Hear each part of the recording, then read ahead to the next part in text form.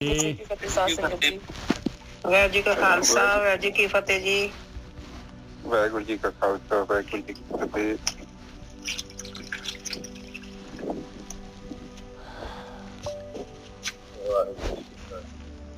शुरू करिए गोरखी साहब। हाँ जी निज ਸਾਹਿਬ ਕਰੀਏ ਵਿਚਾਰ ਅੱਜ ਦੀ। ਹਾਂਜੀ ਹਾਂਜੀ ਆਪਾਂ ਆਨੰਦ ਸਾਹਿਬ ਦੀ ਬਾਣੀ ਲੈ ਰਹੇ ਹਾਂ ਜੀ। ਇਹ ਰਾਮਕਲੀ ਰਾਗ ਦੇ ਵਿੱਚ ਤੀਸਰੀ ਪਾਤਸ਼ਾਹੀ ਦੀ ਬਾਣੀ ਹੈਗੀ। ਇਹ ਬਾਣੀ ਪੂਰੀ ਦੀ ਪੂਰੀ ਜਿਹੜੀ ਆਨੰਦ ਸਾਹਿਬ ਜਿਹੜਾ ਹੈਗਾ ਇਹ ਵਾਹਿਗੁਰੂ ਜੀ ਕਾ ਖਾਲਸਾ ਵਾਹਿਗੁਰੂ ਫਤਿਹ ਗੋਰਖੀ ਵੀਰ ਜੀ।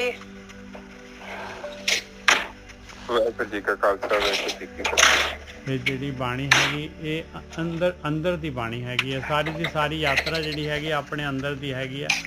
ਇੱਕ ਆਪਣਾ ਬਲਜੀਤ ਜੀ ਮਾਈਕ ਬੰਦ ਕਰ ਦੇਣਾ ਜੀ।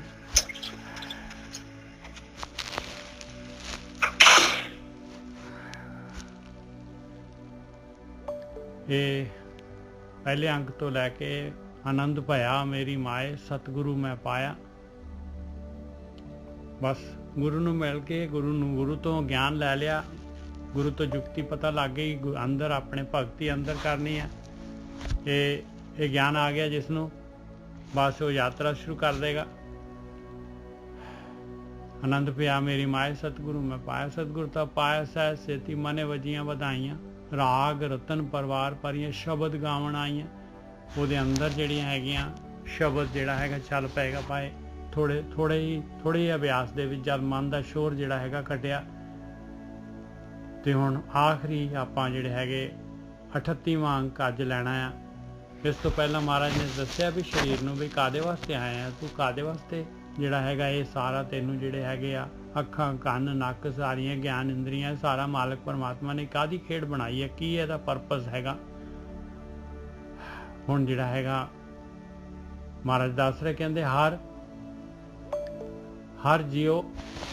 ਹੁਣ ਇੱਥੇ ਹਰ ਜੀਓ ਇਕੱਠਾ ਪੜ੍ਹ ਦਿੱਤਾ ਤੇ ਪਰਮਾਤਮਾ ਜੀਓ ਨੇ ਨਹੀਂ। ਹਰ ਦੇ ਬਾਅਦ ਥੋੜਾ ਜਿਹਾ ਵਿਸ਼ਰਾਮ ਲਗਾ ਲਓ।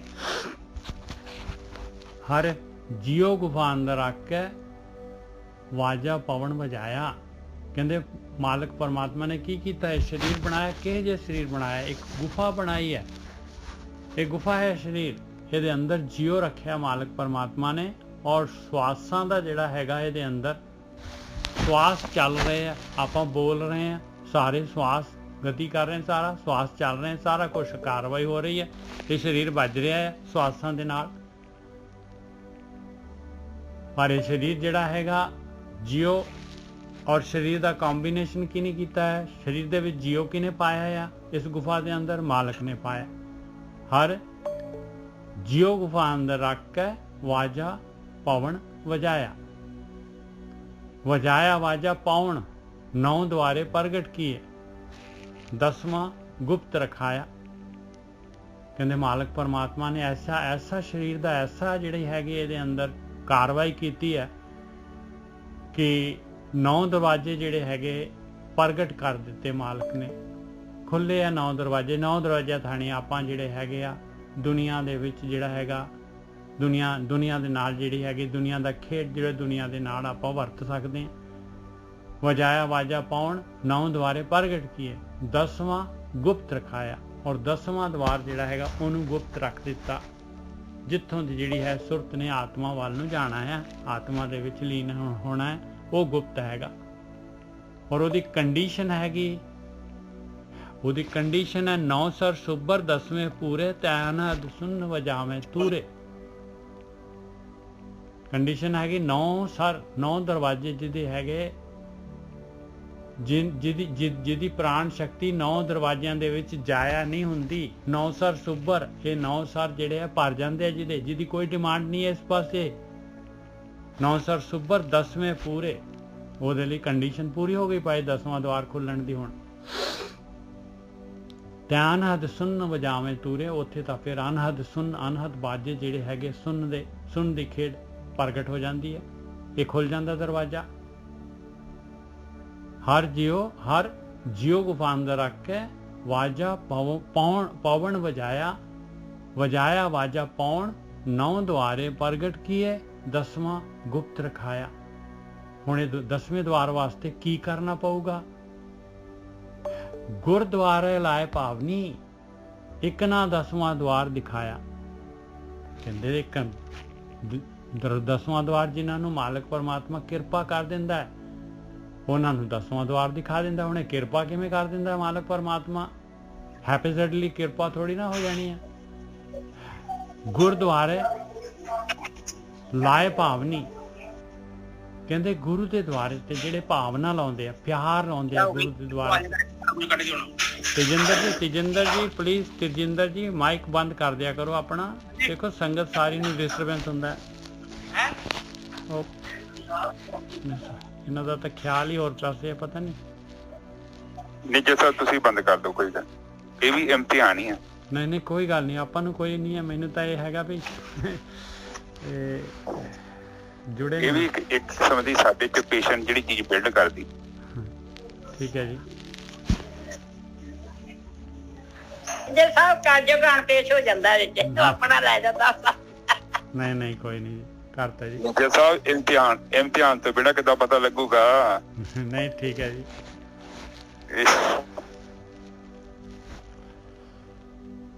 ਗੁਰਦੁਆਰੇ ਲਾਏ ਭਾਵਨੀ, ਇੱਕ ਨਾ 10ਵਾਂ ਦੁਆਰ ਦਿਖਾਇਆ।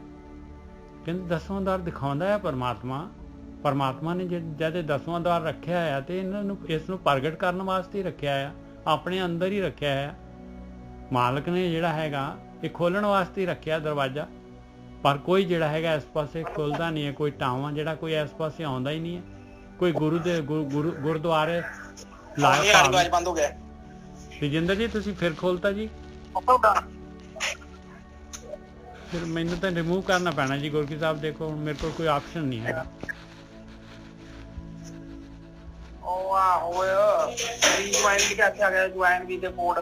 ਇੱਥੇ ਲਿਖਿਆ ਹੋਇਆ ਜਿਹੜਾ ਤੁਸੀਂ ਦੱਸਿਆ ਹੈ ਕਿ ਉਹਨੂੰ ਕਲਿੱਕ ਕਰ ਸਕਦੇ ਹੋ, ਤੁਸੀਂ ਆਪੇ ਦੁਬਾਰਾ ਲੌਗਇਨ ਕਰ ਲਓਗੇ। ਤੇਜਿੰਦਰ ਜੀ ਆਪਣਾ ਮਾਈਕ ਬੰਦ ਕਰ ਲਓ। ਇੱਕ ਵਾਰੀ ਹੋਰ ਦੇ ਦੇਣੇ ਜੀ। ਚਲੋ ਦੇਖਦੇ ਹਾਂ ਆਪਾਂ। ਸੁਣ ਹੀ ਨਹੀਂ ਰਹੇ। ਚਲੋ ਖੈਰ ਨਹੀਂ ਹੋ ਗਿਆ ਜੀ, ਹੋ ਗਿਆ। ਨਹੀਂ ਉਹ ਤਾਂ ਮੈਂ ਹੀ ਕੀਤਾ, ਖੋਲ ਨਾ ਲੈਣ। ਵਜਾਇਆ ਵਾਜਾ ਪਾਉਣ 9 ਦੁਆਰੇ ਪ੍ਰਗਟ ਕੀਏ, 10ਵਾਂ ਗੁਪਤ ਰਖਾਇਆ। ਗੁਰਦੁਆਰੇ ਲਾਏ ਭਾਵਨੀ, ਇੱਕ ਨਾ 10ਵਾਂ ਦੁਆਰ ਦਿਖਾਇਆ। ਕਹਿੰਦੇ 10ਵਾਂ ਦੁਆਰ ਦਿਖਾਉਂਦਾ ਹੈ ਮਾਲਕ ਪਰਮਾਤਮਾ, ਔਰ ਜਿਨ੍ਹਾਂ ਨੂੰ ਦਿਖਾਉਂਦਾ ਹੈ ਕੰਡੀਸ਼ਨ ਕੀ ਹੈ, ਉਹ ਕੀ ਕਰਦੇ ਆ? ਕਹਿੰਦੇ ਗੁਰੂ ਦੇ ਦੁਆਰੇ ਤੇ ਭਾਵਨਾ ਲਾਉਂਦੇ ਆ। ਭਾਵਨਾ ਕਹਿੰਦੇ ਆ ਪਿਆਰ, ਸ਼ਰਧਾ। ਗੁਰੂ ਦੇ ਨਾਲ ਸ਼ਰਧਾ, ਬ੍ਰਹਮ ਗਿਆਨੀ ਇਸ ਬ੍ਰਹਮ ਗਿਆਨ ਦੇ ਨਾਲ ਸ਼ਰਧਾ ਲਾਉਂਦੇ ਆ ਉਹ। ਤਾਂ ਜਿਹੜਾ ਹੈਗਾ, ਕਿਉਂਕਿ ਇਹ ਜਿਹੜਾ ਹੈਗਾ ਬ੍ਰਹਮ ਗਿਆਨ ਹੈ ਕੀ ਹੈ? ਇਹ ਗੁਰੂ ਗ੍ਰੰਥ ਸਾਹਿਬ ਕੀ ਹੈਗਾ? ਇਹ ਦਰਵਾਜ਼ਾ 10ਵਾਂ ਦੁਆਰ ਹੀ ਦਿਖਾਉਣ ਵਾਸਤੇ ਹੈ। ਇਹ ਜਿਹੜੀ ਹੈ ਪੂਰੀ ਦੀ ਪੂਰੀ ਜਿਹੜੀ ਅੱਖਰਾਂ ਦੇ ਵਿੱਚ ਜਿਹੜੀ ਹੈਗੀ ਇਹ ਬਾਣੀ ਆਈ ਹੈ ਭਾਈ। ਕਿਉਂਕਿ ਇਹ 10ਵਾਂ ਦੁਆਰ ਜਿਹੜਾ ਹੈਗਾ ਇਹਨੂੰ ਤਾਂ ਵਰਣਨ ਕਰ ਹੀ ਨਹੀਂ ਸਕਦੇ। ਇਹਦੇ ਬਾਰੇ ਜਿਹੜਾ ਹੈਗਾ ਇਹ ਯਾਤਰਾ ਅੰਦਰ ਦੀ ਇਹ ਚੌਥੇ ਪਦ ਦੀ ਜਿਹੜੀ ਹੈਗੀ ਆ, ਇਹ ਚੌਥੇ ਪਦ ਦੀ ਯਾਤਰਾ ਹੈਗੀ ਆ। ਇਹਨੂੰ ਅੱਖਰਾਂ ਦੇ ਵਿੱਚ ਨਹੀਂ ਆ ਸਕਦੀ। ਗੁਰਦੁਆਰੇ ਲਾਏ ਭਾਵਨੀ ਲਾਉਣੀ ਪੈਣੀ। ਜੋ ਗੁਰੂ ਕਹਿ ਰਿਹਾ, ਜੋ ਬ੍ਰਹਮ ਗਿਆਨ ਕਹਿ ਰਿਹਾ, ਉਹ ਕੰਮ ਕਰਨਾ ਪਊਗਾ। ਤਾਂ ਇਹ 10ਵਾਂ ਦੁਆਰ ਜਿਹੜਾ ਹੈਗਾ ਖੁੱਲਦਾ ਹੈ, ਤਾਂ 10ਵਾਂ ਦੁਆਰ ਦਾ ਪਤਾ ਲੱਗਦਾ ਹੈ। ਗੁਰਦੁਆਰੇ ਲਾਏ ਭਾਵਨੀ, ਇੱਕ ਨਾ 10ਵਾਂ ਦੁਆਰ ਦਿਖਾਇਆ। ਤੈ ਅਨੇਕ ਰੂਪ ਨਾਉ ਨਿਧ, ਤਿਸ ਦਾ ਅੰਤ ਨਾ ਜਾਈ ਪਾਇਆ। ਕਹਿੰਦੇ ਬਸ ਉੱਥੇ ਤਾਂ ਉਹ ਮਾਲਕ ਪਰਮਾਤਮਾ, ਦੇਖੋ ਅਨੇਕਾਂ ਹੀ ਰੂਪ ਹੈ ਮਾਲਕ ਪਰਮਾਤਮਾ ਦੇ। ਉਹ ਪਰਮੇਸ਼ਰ ਦਾ ਨਾਮ ਹੈ ਨੌ ਨਿਧੀਆਂ 18 ਸਿੱਧੀਆਂ ਵਾਲਾ ਪਰਮੇਸ਼ਰ ਦਾ ਨਾਮ। ਕਹਿੰਦੇ ਉਸ ਦਾ ਤਾਂ ਅੰਤ ਹੀ ਨਹੀਂ ਪਾਇਆ ਜਾ ਸਕਦਾ। ਕਹਿੰਦੇ ਤਿਸ ਦਾ ਅੰਤ ਨਾ ਜਾਈ ਪਾਇਆ। ਉਹ ਮਾਲਕ ਪਰਮਾਤਮਾ ਜਿਹੜੇ ਹੈਗੇ ਆ, ਉਸ ਦੇ ਵਿੱਚ ਜਿਹੜੀ ਹੈਗੀ ਆਪਣੀ ਜਿਹੜੀ ਹੈ ਸੁਰਤ ਆਤਮਾ ਦੇ ਵਿੱਚ ਜਾਂਦੀ ਹੈ। ਇਹ ਆਤਮਾ ਨੂੰ ਜਿਹੜਾ ਹੈਗਾ ਆਤਮਾ ਦੇ ਦਰਸ਼ਨਾਂ ਵਾਸਤੇ ਜਿਹੜਾ ਹੈਗਾ ਇਹ 10ਵਾਂ ਦੁਆਰ। ਤੈ ਅਨੇਕ ਰੂਪ ਨਾਉ ਨਿਧ, ਤਿਸ ਦਾ ਅੰਤ ਨਾ ਜਾਈ ਪਾਇਆ। ਕਹੈ ਨਾਨਕ ਹਰ ਪਿਆਰਾ, ਜਿਉ ਗੁਫਾ ਅੰਦਰ ਰੱਖ ਕੇ ਵਾਜਾ ਪਵਨ ਵਜਾਇਆ। ਕਹਿੰਦੇ ਉਸ ਪਿਆਰੇ ਪਰਮਾਤਮਾ ਨੇ, ਮਾਲਕ ਨੇ ਕੀ ਕੀਤਾ ਆ? ਜਿਉ ਜਿਹੜਾ ਹੈਗਾ ਇਹ ਸਰੀਰ ਦੇ ਵਿੱਚ ਪਾ ਕੇ ਤੇ ਪਵਨ ਦਾ ਵਾਜਾ ਵਜਾ ਦਿੱਤਾ ਹੈ ਭਾਈ। ਹਾਂ, ਮਾਲਕ ਨੇ ਚਾਂਸ ਦਿੱਤਾ ਹੈ ਜਦ ਤੱਕ ਇਹ ਵਾਜਾ ਵੱਜ ਰਿਹਾ, ਪਵਨ ਦਾ ਸਵਾਸ ਚੱਲ ਰਿਹਾ ਆਪਣੇ ਅੰਦਰ। ਉਹ 10ਵਾਂ ਦੁਆਰ ਜਿਹੜਾ ਹੈਗਾ ਉਹਨੂੰ ਪ੍ਰਗਟ ਕਰਨ ਦੀ ਜਿਹੜੀ ਹੈਗੀ ਆਪਾਂ ਇਹ ਖੇਡ 10ਵਾਂ ਦੁਆਰ ਵਾਲੀ ਕਰ ਸਕਦੇ ਹਾਂ। ਹਾਂਜੀ ਵੀਰ ਜੀ। ਮਾਈਕ ਬੰਦ ਕਰਦੇ ਨੇ, ਉਹ ਮਾਈਕ ਤਾਂ ਬੰਦ ਕਰਤਾ, ਮੰਮੀ ਮਾਈਕ ਬੰਦ ਕਰਤਾ। ਹੁਣ ਸੁਣਨਾ ਹੀ ਕਿੱਦਾਂ? ਕੰਨ ਵਾਲੇ ਫੋਨ ਤੇ ਸੁਣਨਾ ਹੀ, ਸਪੀਕਰ 'ਚ ਸੁਣਨਾ। ਤਜਿੰਦਰ ਜੀ ਤੁਸੀਂ ਮਾਈਕ ਬੰਦ ਕਰ ਦਿਓ ਪਲੀਜ਼। ਉਹ ਕਹਿੰਦੀ ਉਹਨੂੰ ਮੈਂ ਯਾਰ ਉਹ ਲੋ ਦੇਖੋ ਕਿੰਨਾ ਜੀ। ਉਹ ਨਿੱਤ ਸਾਹਿਬ ਉਹਨਾਂ ਦਾ ਨਾ ਮੈਨੂੰ ਲੱਗਦਾ ਮਾਈਕ ਮੁੱਕ ਪਾਉਣ ਉਹਨਾਂ ਡਿਲੀਟ ਕਰ ਦਿਓ। ਇਹ ਸਾਡੀ ਗੱਲ ਸੁਣੀ ਨਹੀਂ ਰਹੇ, ਪਤਾ ਨਹੀਂ ਉਹ ਖਾਲੀ ਮੰਮੀ ਨੂੰ ਹੋ ਸਕਦਾ ਉਹਨਾਂ ਮੈਨੂੰ ਲੱਗਦਾ ਉਹਨਾਂ ਨੂੰ ਸਾਊਂਡ ਹੀ ਨਹੀਂ ਆ ਰਿਹਾ ਨਿੱਤ ਸਾਹਿਬ। ਮੁੰਡਾ ਤੇ ਪੜਿਆ ਲਿਖਿਆ। ਕੋਈ ਨਹੀਂ, ਹਾਂਜੀ ਤੁਸੀਂ ਆ ਜਾਓ ਕਥਾ ਤੋਂ। ਨਹੀਂ ਕੋਈ ਨਹੀਂ ਜੀ, ਹੋ ਗਿਆ ਬੰਦ, ਚਲੋ ਆਪੇ ਹੀ ਕਰਤਾ ਉਹਨਾਂ ਨੇ। ਠੀਕ ਤੇ ਹਰ ਜੀਵ ਗੁਫਾ ਅੰਦਰ ਰੱਖ ਕੇ, ਹਰ ਜੀਵ ਗੁਫਾ ਅੰਦਰ ਰੱਖ ਕੇ ਵਾਜਾ ਪਵਨ ਵਜਾਇਆ। ਇਹ ਮਾਲਕ ਪਰਮਾਤਮਾ ਨੇ ਜਿਹੜੀ ਇਹ ਸ੍ਰਿਸ਼ਟੀ ਬਣਾਈ ਹੈ, ਮਾਲਕ ਪਰਮਾਤਮਾ ਨੇ, ਇਹ ਮਨੁੱਖ ਜੂਨ ਹੈ, ਇਸ ਤੋਂ ਨਿਕਲਣ ਦਾ ਰਸਤਾ ਹੈਗਾ। ਆਹੀ ਇੱਕ ਰਸਤਾ ਹੈਗਾ, ਸਿਰਫ ਦੇਖ ਲਓ ਪੂਰੀ ਸ੍ਰਿਸ਼ਟੀ ਦੇ ਵਿੱਚ ਜਿਹੜੇ ਹੈਗੇ ਇੰਨੇ ਜੀਵ ਹੈਗੇ ਆ, ਔਰ ਇੱਕੋ ਹੀ ਖੇਡ ਹੈਗੀ, ਇੱਕੋ ਹੀ ਰਸਤਾ ਹੈਗਾ। ਭਾਵੇਂ ਕੋਈ ਕਿਤੇ ਮਰਜੀ ਪਹਿਲੇ ਮਾੜੀ ਜੀ ਪਲੈਨਟ ਤੇ ਪੈਦਾ ਹੋ ਜਾਏ, ਆਹ 10ਵਾਂ ਦੁਆਰ ਜਿਹੜਾ ਗੁਪਤ ਰੱਖਿਆ ਇਹਦੇ ਥਰੂ ਹੀ ਆਉਣਾ ਪਊਗਾ ਭਾਈ। ਇਹੀ ਹੈਗਾ ਜਿਹੜਾ ਪੁਰਸਲਾਤ ਕਾ ਪੰਥ ਦੁਹੇਲਾ, ਨਾ ਕੋ ਸੰਗੀ ਨਾ ਕੋ ਸਾਥੀ ਨਾ ਕੋ ਸੰਗੀ, ਗਵਨ ਇਕੇਲਾ, ਇਸ ਤਰ੍ਹਾਂ ਦਾ ਆਉਂਦਾ ਫਰੀਦ ਜੀ ਦੀ ਬਾਣੀ। ਹਰ ਜੀਓ ਗੁਫਾ ਅੰਦਰ ਰੱਖ ਕੇ ਵਾਜਾ ਪਵਨ ਵਜਾਇਆ। ਕਹਿੰਦੇ ਪਵਨ ਜਿਹੜੀ ਹੈ ਇਹ ਸਵਾਸਾਂ ਦਾ ਵਾਜਾ ਵੱਜ ਰਿਹਾ ਹੈ। ਵਜਾਇਆ ਵਾਜਾ ਪੌਣ, 9 ਦੁਆਰੇ ਪ੍ਰਗਟ ਕੀਏ, 10ਵਾਂ ਗੁਪਤ ਰਖਾਇਆ। 9 ਦੁਆਰੇ ਪ੍ਰਗਟ ਕਰਤੇ ਮਾਲਕ ਨੇ, ਔਰ ਇਹ 10ਵਾਂ ਦੁਆਰ ਜਿਹੜਾ ਹੈਗਾ ਇਹ ਗੁਪਤ ਰੱਖਿਆ ਹੋਇਆ ਹੈ। ਇਹ ਸਰੀਰ ਦੇ ਵਿੱਚ ਪੌਣ ਸਵਾਸਾਂ ਦਾ ਵਾਜਾ ਵੱਜ ਰਿਹਾ ਹੈ। ਹਾਂਜੀ ਵੀਰ, ਹਾਂਜੀ ਠੀਕ ਹੈ ਜੀ। ਸਾਧ ਸੰਗਤ ਜੀ, ਪਹਿਲਾਂ ਤੇ ਕੱਲ ਦੀ ਵਿਚਾਰ ਥੋੜੀ ਜਿਹੀ ਮੈਂ ਅੱਗੇ ਤੋਰਨਾ ਚਾਹੁੰਦਾ। ਅਧਿਆਤਮਿਕ ਸਫ਼ਰ ਦੇ ਵਿੱਚ ਪ੍ਰਾਪਤੀ ਕੀ ਹੈ, ਇਹ ਗਿਆਨ ਸਾਰਾ ਉਸੇ ਗੱਲ ਨੂੰ ਰਿਲੇਟ ਕਰਦਾ ਹੈ। ਆਪ ਅਗਰ 1% ਗੱਲ ਨੂੰ ਸਮਝ ਲੈਂਦੇ ਜੋ, ਤੇ ਬਾਕੀ ਜੋ ਵੀ ਕਥਾ ਚੱਲੂਗੀ ਆਪ ਨੂੰ ਬੜੀ ਆਸਾਨੀ ਨਾਲ ਸਮਝ ਆਏਗੀ। ਤੁਹਾਨੂੰ ਪਤਾ ਲੱਗੇਗਾ ਕਿ ਆਪਾਂ ਜਾਣਾ ਕਿੱਥੇ ਆ। ਸੋ ਅੱਜ ਮੈਂ ਕੁਝ ਵਿਸ਼ੇ ਹੈਗੇ ਨੇ, ਪੁਆਇੰਟ ਨੇ, ਮੈਂ ਤੁਹਾਨੂੰ ਦੱਸਾਂਗਾ, ਕਿਉਂਕਿ ਬਾਕੀ ਸਾਰਾ ਉਹਦਾ ਹੀ ਮੇਲ ਆ, ਹੋਰ ਬਾਕੀ ਕੁਝ ਵੀ ਨਹੀਂ ਹੈਗਾ। ਪਰ ਕਹਿੰਦੇ ਨੇ ਸਿਆਣੇ ਕਹਿੰਦੇ ਹੁੰਦੇ ਨਾ, ਜਦੋਂ ਸਾਡੇ ਨਾਲ ਆੜਤ ਹੁੰਦੀ ਸੀ ਤੇ ਉਹ ਜਿਹੜਾ ਏਜੰਟ ਆਉਂਦਾ ਸੀ ਨਾ, ਉੱਥੇ ਭਾਵੇਂ 100 ਕੁਇੰਟਲ ਮਾਲ ਪਿਆ, ਉਹ ਕੇਵਲ ਥੋੜੇ ਜਿਹੇ ਦਾਣੇ ਫੜਦਾ ਤੇ ਰੇਟ ਦੱਸ ਦਿੰਦਾ ਕਿ ਇਹਦੀ ਕੀਮਤ ਆ ਵਾ। ਇਸੇ ਤਰ੍ਹਾਂ ਅਧਿਆਤਮਿਕ ਸਫ਼ਰ ਹੈ, ਇਹਦਾ ਅੰਤ ਨਹੀਂ ਕੋਈ ਹੈਗਾ। ਔਰ ਆਪ ਜੀ ਨਾਲ ਕੱਲ ਇਹ ਜਾਣਕਾਰੀ ਸਾਂਝੀ ਕੀਤੀ ਗਈ ਸੀ। ਇਹ ਜਿਹੜੀਆਂ ਸਾਡੀਆਂ ਇੰਦਰੀਆਂ, ਇਹਨਾਂ ਦੇ ਵਾਦੀ ਗੱਲ ਨਹੀਂ ਆ ਪਰਮਾਤਮਾ ਨੂੰ ਅਨੁਭਵ ਕਰਨਾ। ਪਰਮਾਤਮਾ ਨੂੰ ਮਨ ਵੀ ਨਹੀਂ ਅਨੁਭਵ ਕਰ ਸਕਦਾ, ਬੁੱਧੀ ਵੀ ਨਹੀਂ ਕਰ ਸਕਦੀ, ਚਿੱਤ ਵੀ ਨਹੀਂ ਕਰ ਸਕਦਾ। ਹੁਣ ਇੱਥੇ ਸਵਾਲ ਇਹ ਪੈਦਾ ਹੁੰਦਾ, ਜੇ ਇਹ ਨਹੀਂ ਕਰ ਸਕਦੇ ਤੇ ਕਿੱਦਾਂ ਕਰਾਂਗੇ ਅਨੁਭਵ, ਉਹ ਵੀ ਪਤਾ ਹੋਣਾ ਚਾਹੀਦਾ। ਅਸਲ 'ਚ ਜਿਹੜਾ ਮਨੁੱਖ ਹੈ, ਇੱਕ ਨਲਾਇਕ ਮਨੁੱਖ ਹੈ। ਇਹ ਜਿਹੜਾ ਪਰਮਾਤਮਾ ਆਪਾਂ ਨੂੰ ਦਿਖਾਉਂਦੇ ਪਏ ਨੇ, ਲੋਕਾਂ ਨੇ ਬਣਾਇਆ ਹੈ, ਇਹ ਪਰਮਾਤਮਾ ਨਹੀਂ ਹੈਗਾ। ਇਹ ਬੜੀ ਵੱਡੀ ਗੱਲ ਹੈ। ਇਹ ਜਿੱਥੇ ਵੀ ਆਪਾਂ ਨੂੰ ਦਿਖਾਉਂਦੇ ਨਾ ਕਿ ਆ ਮੂਰਤੀਆਂ ਮਾਰਤੀਆਂ, ਧਾਰਮਿਕ ਸਥਾਨ, ਜੋ ਵੀ ਹੈ, ਕੋਈ ਜੱਟ ਫੋਟੋਆਂ, ਇਹ ਪਰਮਾਤਮਾ ਨਹੀਂ ਹੈ। ਇਹ ਕੇਵਲ ਇਹਨਾਂ ਲੋਕਾਂ ਨੇ ਰਚ ਦਿੱਤਾ ਹੈ, ਬਣਾ ਦਿੱਤਾ ਹੈ। ਬਾਣੀ ਚ ਇਸੇ ਕਰਕੇ ਲਿਖਤਾ ਉਹਨਾਂ ਨੇ, ਆਪਣੇ ਗੁਰੂਆਂ ਨੇ, ਰੂਪ ਨ ਰੰਗ ਨ ਰੇਖ ਕੁਛ ਤ੍ਰੈ ਗੁਣ ਪ੍ਰਭੇ। ਸੋ ਇਹ ਚੀਜ਼ਾਂ ਸਾਨੂੰ ਪਤਾ ਹੋਣਾ ਚਾਹੀਦਾ। ਸੋ ਅੱਜ ਆਪਾਂ ਵਿਚਾਰ ਕਰਨੀ ਆ, ਅੱਜ ਥੋੜੀ ਜਿਹੀ ਵਿਚਾਰ ਕਰਾਂਗੇ ਬ੍ਰਹਮ ਗਿਆਨੀ ਕੀ ਹੁੰਦਾ ਹੈ, ਉਹ ਕਿਉਂ ਆਉਂਦਾ ਹੈ ਧਰਤੀ ਤੇ, ਕੀ ਕੰਮ ਹੁੰਦਾ ਹੈ। ਔਰ ਐਡੀ ਕੀ ਗੱਲ ਹੋਈ ਕਿ ਕਬੀਰ ਜੀ ਕਹਿੰਦੇ ਨੇ ਕਿ ਮੈਂ ਇਕੱਲਾ ਹੀ ਪਹਾੜੀ ਤੇ ਚੜ ਰਿਹਾ। ਔਰ ਗੁਰੂ ਨਾਨਕ ਪਾਤਸ਼ਾਹ ਦਾ ਵੀ ਕਿੰਨਾ ਵਿਰੋਧ ਹੋਇਆ। ਕਿਉਂ ਹੋਇਆ ਇੰਨਾ ਵਿਰੋਧ? ਫਿਰ ਹਰਗੋਬਿੰਦ ਸਾਹਿਬ ਨੂੰ ਦਰਬਾਰ ਸਾਹਿਬ ਛੱਡ ਕੇ ਜਾਣ ਦੀ ਕੀ ਲੋੜ ਪੈ ਗਈ? ਕਿਉਂ ਹੋਇਆ ਇਹ ਸਭ ਕੁਛ? ਕੀ ਕਾਰਨ ਸੀ? ਦੇਖੋ, ਜਿਵੇਂ ਜਿਵੇਂ ਸਮਾਂ ਬੀਤਦਾ ਹੈ, ਇਹ ਕੀ ਹੁੰਦਾ ਕਿ ਕੁਦਰਤੀ ਤੌਰ ਤੇ ਸਮਾਂ ਬੀਤੂਗਾ। ਤੁਸੀਂ ਤੁਹਾਡੇ ਘਰ ਹੀ ਆ, ਤੁਸੀਂ ਕਿਆਰੀ ਹੈਗੀ ਆ, ਤੁਸੀਂ ਕਿਆਰੀ ਚ ਕੁਛ ਵੀ ਨਹੀਂ ਨਾ ਬੀਜਦੇ ਤੇ ਘਾਹ ਪਿਓ ਕੁ ਜਾਣਾ, ਜੰਗਲੀ ਘਾਹ। ਇਸੇ ਤਰ੍ਹਾਂ ਇਨਸਾਨ ਨੂੰ ਵਹਿਮਾਂ ਭਰਮਾਂ 'ਚ ਲੋਕ ਜੋ ਮਤਲਬ ਗ੍ਰਸਤ ਕਰ ਲੈਂਦੇ ਨੇ, ਡਰਾ ਦਿੰਦੇ ਨੇ ਲੋਕਾਂ ਨੂੰ। ਆਮ ਬੰਦਾ ਧਾਰਮਿਕ ਥੋੜੀ ਕਿਉਂ, ਇਸ ਕਰਕੇ ਥੋੜੀ ਕਿ ਉਹਨੂੰ ਪ੍ਰਮਾਤਮਾ ਨੂੰ ਮਿਲਣਾ ਹੈ, ਉਹ ਨਰਕ ਦੀ ਸਜ਼ਾ ਸੁਣ ਕੇ ਡਰੀ ਜਾਂਦਾ। ਇਸ ਕਰਕੇ ਉਹ ਭੇਡਾਂ ਦੇ ਨਾਲ ਤੁਰ ਪੈਂਦਾ, ਜਦਕਿ ਉਹਨੂੰ ਸੱਚ ਤੇ ਦੱਸਦੇ ਨਹੀਂ ਨਾ। ਉਹਨਾਂ ਨੂੰ ਪਤਾ, ਜਿਹੜੇ ਦੱਸਣ ਵਾਲੇ ਉਹਨਾਂ ਨੂੰ ਥੋੜੀ ਪਤਾ ਹੈ, ਉਹਦੇ ਮਨ ਦੇ ਬੇਸ ਤੇ ਉਹਨਾਂ ਨੇ ਕਲਪਨਾ ਕਰਤੀ। ਗੋਰਖੀ ਸਾਹਿਬ ਤੁਹਾਡਾ ਮਾਈਕ ਥੋੜਾ ਜਿਹਾ ਮਾਈਕ ਦੂਰ ਕਰ ਲਓ, ਉਹ ਜਿਹੜਾ ਨਾ ਖਰਖਰਾ ਰਿਹਾ। ਠੀਕ ਹੈ, ਹਾਂ ਹੁਣ ਠੀਕ ਹੈ? ਹਾਂਜੀ ਹੁਣ ਠੀਕ ਹੈ, ਬਿਲਕੁਲ। ਹਾਂ ਬਿਲਕੁਲ, ਦੱਸ ਦਿਆ ਕਰੋ, ਫਿਰ ਮਜ਼ਾ ਨਹੀਂ ਹੁੰਦਾ। ਮੈਂ ਤੇ ਆਪਣੀ ਕਥਾ ਫਿਰ ਵੀ ਨਹੀਂ ਸੁਣ ਸਕਦਾ ਜਦੋਂ ਕੜਕਣੋਂ। ਨਹੀਂ ਬਿਲਕੁਲ। ਹੁਣ ਇੱਥੇ ਕੀ ਹੁੰਦਾ ਹੈ ਕਿ ਇਹ ਕਲਪਨਾ ਜਦੋਂ ਆਪਾਂ ਕਰਦੇ ਹਾਂ, ਮੇਰੀ ਕਲਪਨਾ ਦੱਸੋ ਕਿੱਥੋਂ ਤੱਕ ਜਾਊ? ਕੀ ਬਣਾ ਦੂੰਗਾ ਮੈਂ? ਕੁਛ ਵੀ ਨਹੀਂ ਬਣਾ ਸਕਦਾ, ਕਿਉਂਕਿ ਕਲਪਨਾ ਤੇ ਬਹੁਤ ਛੋਟੀ ਚੀਜ਼, ਔਰ ਜਿਹੜਾ ਬ੍ਰਹਮ ਆ ਉਹ ਬਹੁਤ ਵਿਸ਼ਾਲ ਹੈ। ਹੁਣ ਇੱਕ ਮੱਛੀ ਹੈ, ਕੀ ਉਹ ਦੱਸ ਸਕਦੀ ਹੈ ਸਾਗਰ ਕੀ ਹੈ? ਨਹੀਂ। ਉਸੇ ਤਰ੍ਹਾਂ ਮੈਂ ਮੈਨੇਜਰ ਸਾਹਿਬ ਆ ਜਾਂ ਕੋਈ ਵੀ ਬ੍ਰਹਮ ਗਿਆਨੀ ਵੀ ਨਹੀਂ ਦੱਸ ਸਕਦਾ। ਕੀ ਦੱਸੂਗਾ ਪਰਮਾਤਮਾ ਦੇ ਬਾਰੇ? ਉਹ ਇੰਨਾ ਦੱਸ ਸਕਦਾ ਹੈ ਕਿ ਇਹ ਜਿੱਥੇ ਪਾਣੀ 'ਚ ਮੈਂ ਖਲੋਤਾ ਵਾਂ, ਇਹ ਐਨੇ ਪਾਣੀ ਨੂੰ ਮੈਂ ਜਾਣਦਾ। ਉਹ ਸਾਰੇ ਬ੍ਰਹਮ ਨੂੰ, ਸਾਰੇ ਸਮੁੰਦਰ ਨੂੰ ਥੋੜੀ ਦੱਸ ਸਕਦੀ ਮੱਛੀ। ਨੇਜਰ ਸਾਹਿਬ ਬਿਲਕੁਲ ਸਹੀ ਹੈ ਜੀ, ਕਿਉਂਕਿ ਲਿਮਿਟ ਹੈ ਨਾ ਸਾਡੀ। ਅਸੀਂ ਕੋਈ ਜਿੱਥੇ ਸਾਡੀਆਂ ਅੱਖਾਂ ਦੀ ਲਿਮਿਟ ਹੈ ਨਾ, ਸਾਡੀਆਂ ਇੰਦਰੀਆਂ ਦੀ ਲਿਮਿਟ ਹੈ। ਮੈਨੂੰ ਤੂੰ ਚੁਕਾਓ ਕਿੰਨਾ ਵਜਨ ਚੁੱਕ ਲੂੰਗਾ, 50 ਕਿਲੋ 70, ਉਹਦਾ ਜ਼ੋਰ ਲਾਊ ਤਾਂ ਅਸੀਂ ਚੁੱਕ ਲੂੰਗਾ, ਉਸ ਤੋਂ ਕਿਤੇ ਨਾ ਮੈਂ ਚੁੱਕ ਸਕਦਾ। ਹਰ ਚੀਜ਼ ਦੀ ਸਾਡੀ ਇੰਦਰੀ ਦੀ ਲਿਮਿਟ ਹੈ, ਸਾਡੀ ਸੋਚਣ ਦੀ, ਸਾਡੀ ਬੋਲਣ ਦੀ, ਸਾਡੀ ਖਾਣ ਦੀ ਵੀ ਲਿਮਿਟ ਹੈ।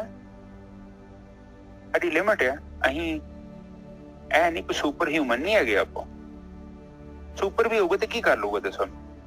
ਕਿੱਡਾ ਕੋਡਾ ਸੁਪਰ ਹੋਊਗਾ? ਕੁਛ ਵੀ ਨਹੀਂ ਕਰ ਸਕਦਾ। ਇਹ ਚੀਜ਼ਾਂ ਜਿਹੜੀਆਂ ਹੈਗੀਆਂ, ਜਿਹੜਾ ਬ੍ਰਹਮ ਦੀ ਗੱਲ ਕਰਦੇ ਆ, ਇਹ ਜੋ ਵੀ ਤੁਹਾਨੂੰ ਦੁਨੀਆ ਦਿਖਦੀ ਹੈ, ਬਾਣੀ ਦੇ ਵਿੱਚ ਖਾਸ ਕਰਕੇ ਚੀਜ਼ ਨੂੰ ਬੜਾ ਚੰਗੀ ਤਰ੍ਹਾਂ ਸਮਝਾਇਆ ਹੈ। ਔਰ ਆਪ ਜੀ ਸਾਰਿਆਂ ਨੂੰ ਮੈਂ ਵਧਾਈ ਦਿੰਦਾ। ਆਪ ਉਹ ਚੰਦ ਲੋਕ ਜੋ ਜਿਹੜੇ ਕੋਟਨ ਚ ਕਹਿੰਦੇ ਨੇ, ਬਾਣੀ ਕਹਿੰਦੀ ਨੇ ਕੋਟਨ ਮੇ ਇੱਕ ਕਰੋੜਾਂ ਚ ਇੱਕ, ਉਹਨਾਂ ਚ ਆਪ ਜੋ ਕਿਤੇ ਸੋਚਿਆ ਆਪਨੇ, ਬਹੁਤ ਵੱਡੀ ਗੱਲ ਹੈ। ਸੋ ਇੱਕ ਮਾਮੂਲੀ ਗੱਲ ਨਹੀਂ ਆ, ਕਿਉਂਕਿ ਨਿਰਾਕਾਰ ਬ੍ਰਹਮ ਕੋ ਕੋਈ ਜਾਂਦਾ ਹੀ ਨਹੀਂ ਹੈ, ਕੋਈ ਨਹੀਂ ਜਾਊਗਾ, ਕਿਉਂਕਿ ਉਹਦਾ ਭੇਦ ਨਹੀਂ ਕਿਸੇ ਨੂੰ ਪਤਾ। ਜ਼ਿਆਦਾ ਲੋਕਾਂ ਨੂੰ ਨਹੀਂ ਪਤਾ। ਤੁਹਾਨੂੰ ਵੇਖ ਲਿਓ ਕਿੰਨੇ ਕੁ ਬੰਦੇ ਮਿਲਣਗੇ ਜਿਹਦਾ ਰੂਪ ਨਹੀਂ ਆ, ਰੰਗ ਨਹੀਂ ਆ, ਰੇਖ ਨਹੀਂ ਆ, ਉਹਦੇ ਕੋਲ ਜਾਣਾ ਆਸਾਨ ਨਹੀਂ ਆ।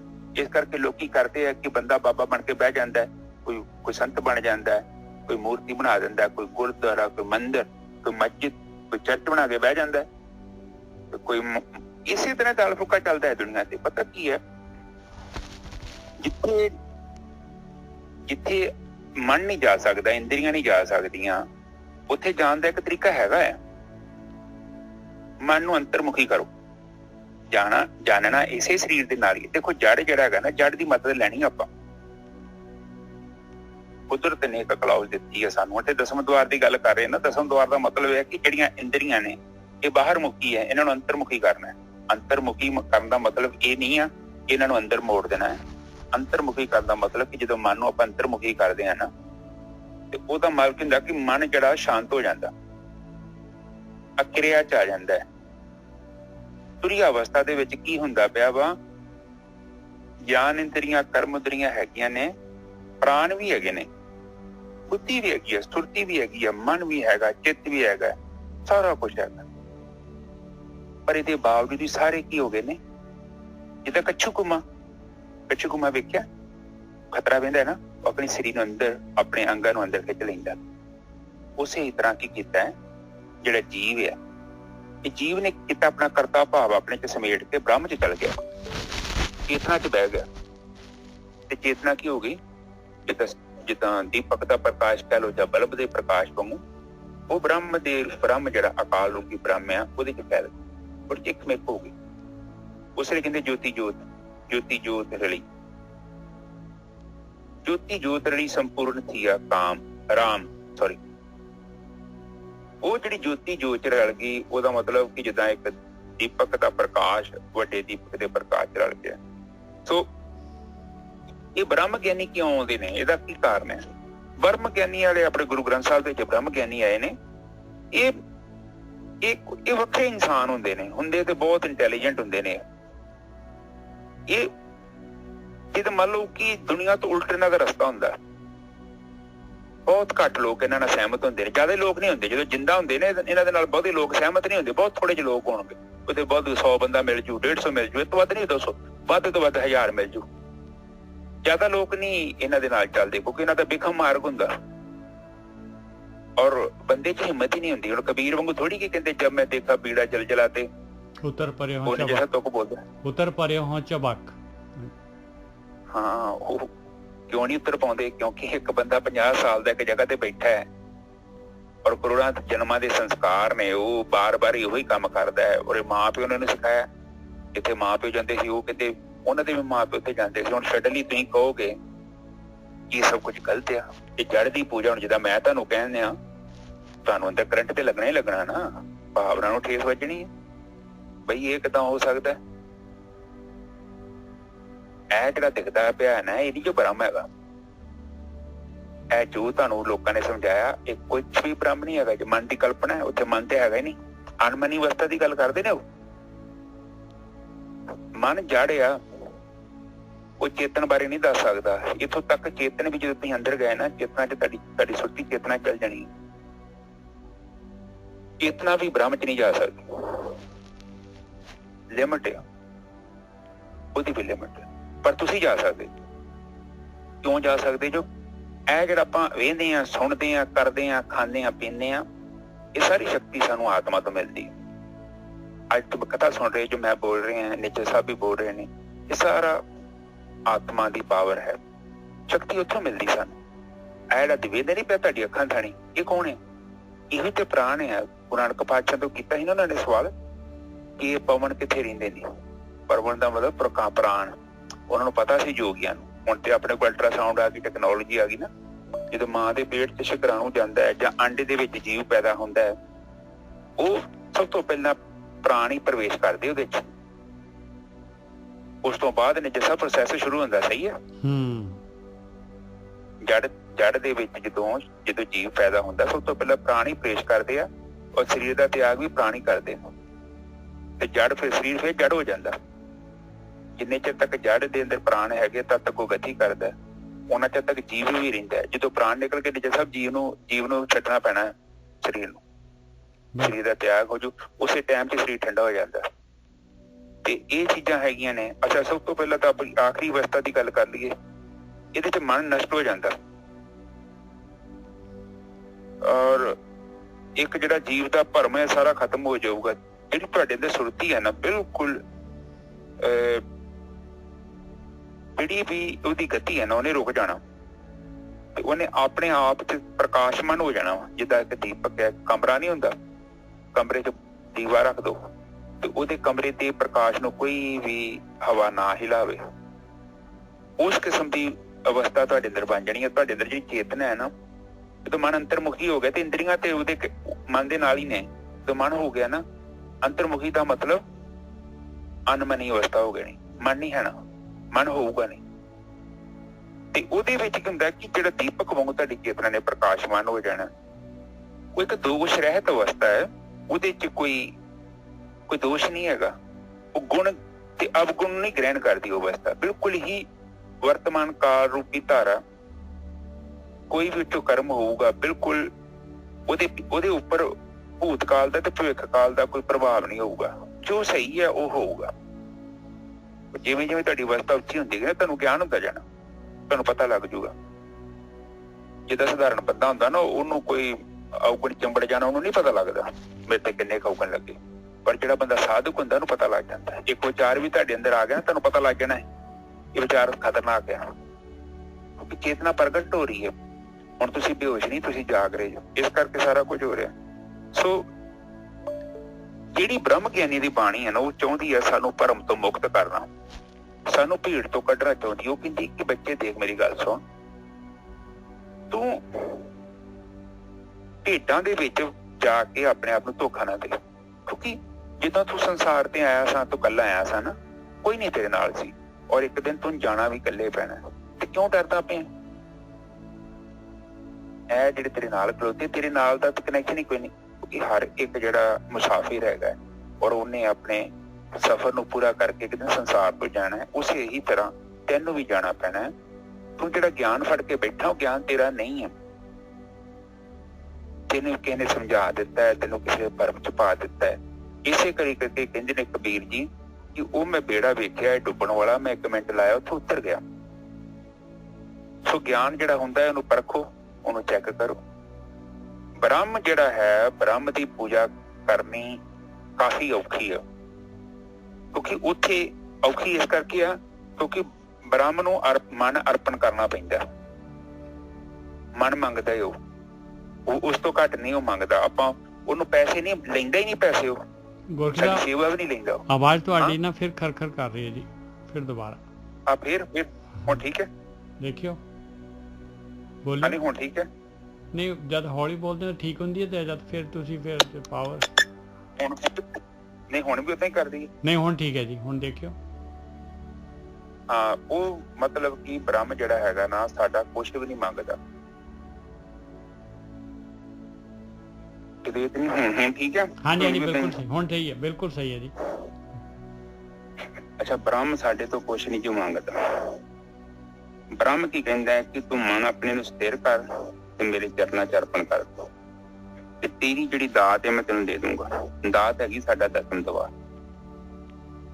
ਦਸਮ ਦਵਾਰ ਦੇ ਵਿੱਚ ਜਦੋਂ ਸੁਰਤੀ ਪ੍ਰਵੇਸ਼ ਕਰ ਜਾਂਦੀ ਹੈ ਤੇ ਅਸੀਂ ਨਿਰਗੁਣ ਬ੍ਰਹਮ ਦੇ ਦਰਸ਼ਨ ਕਰਦੇ ਹਾਂ ਆਪਣੇ ਅੰਦਰ।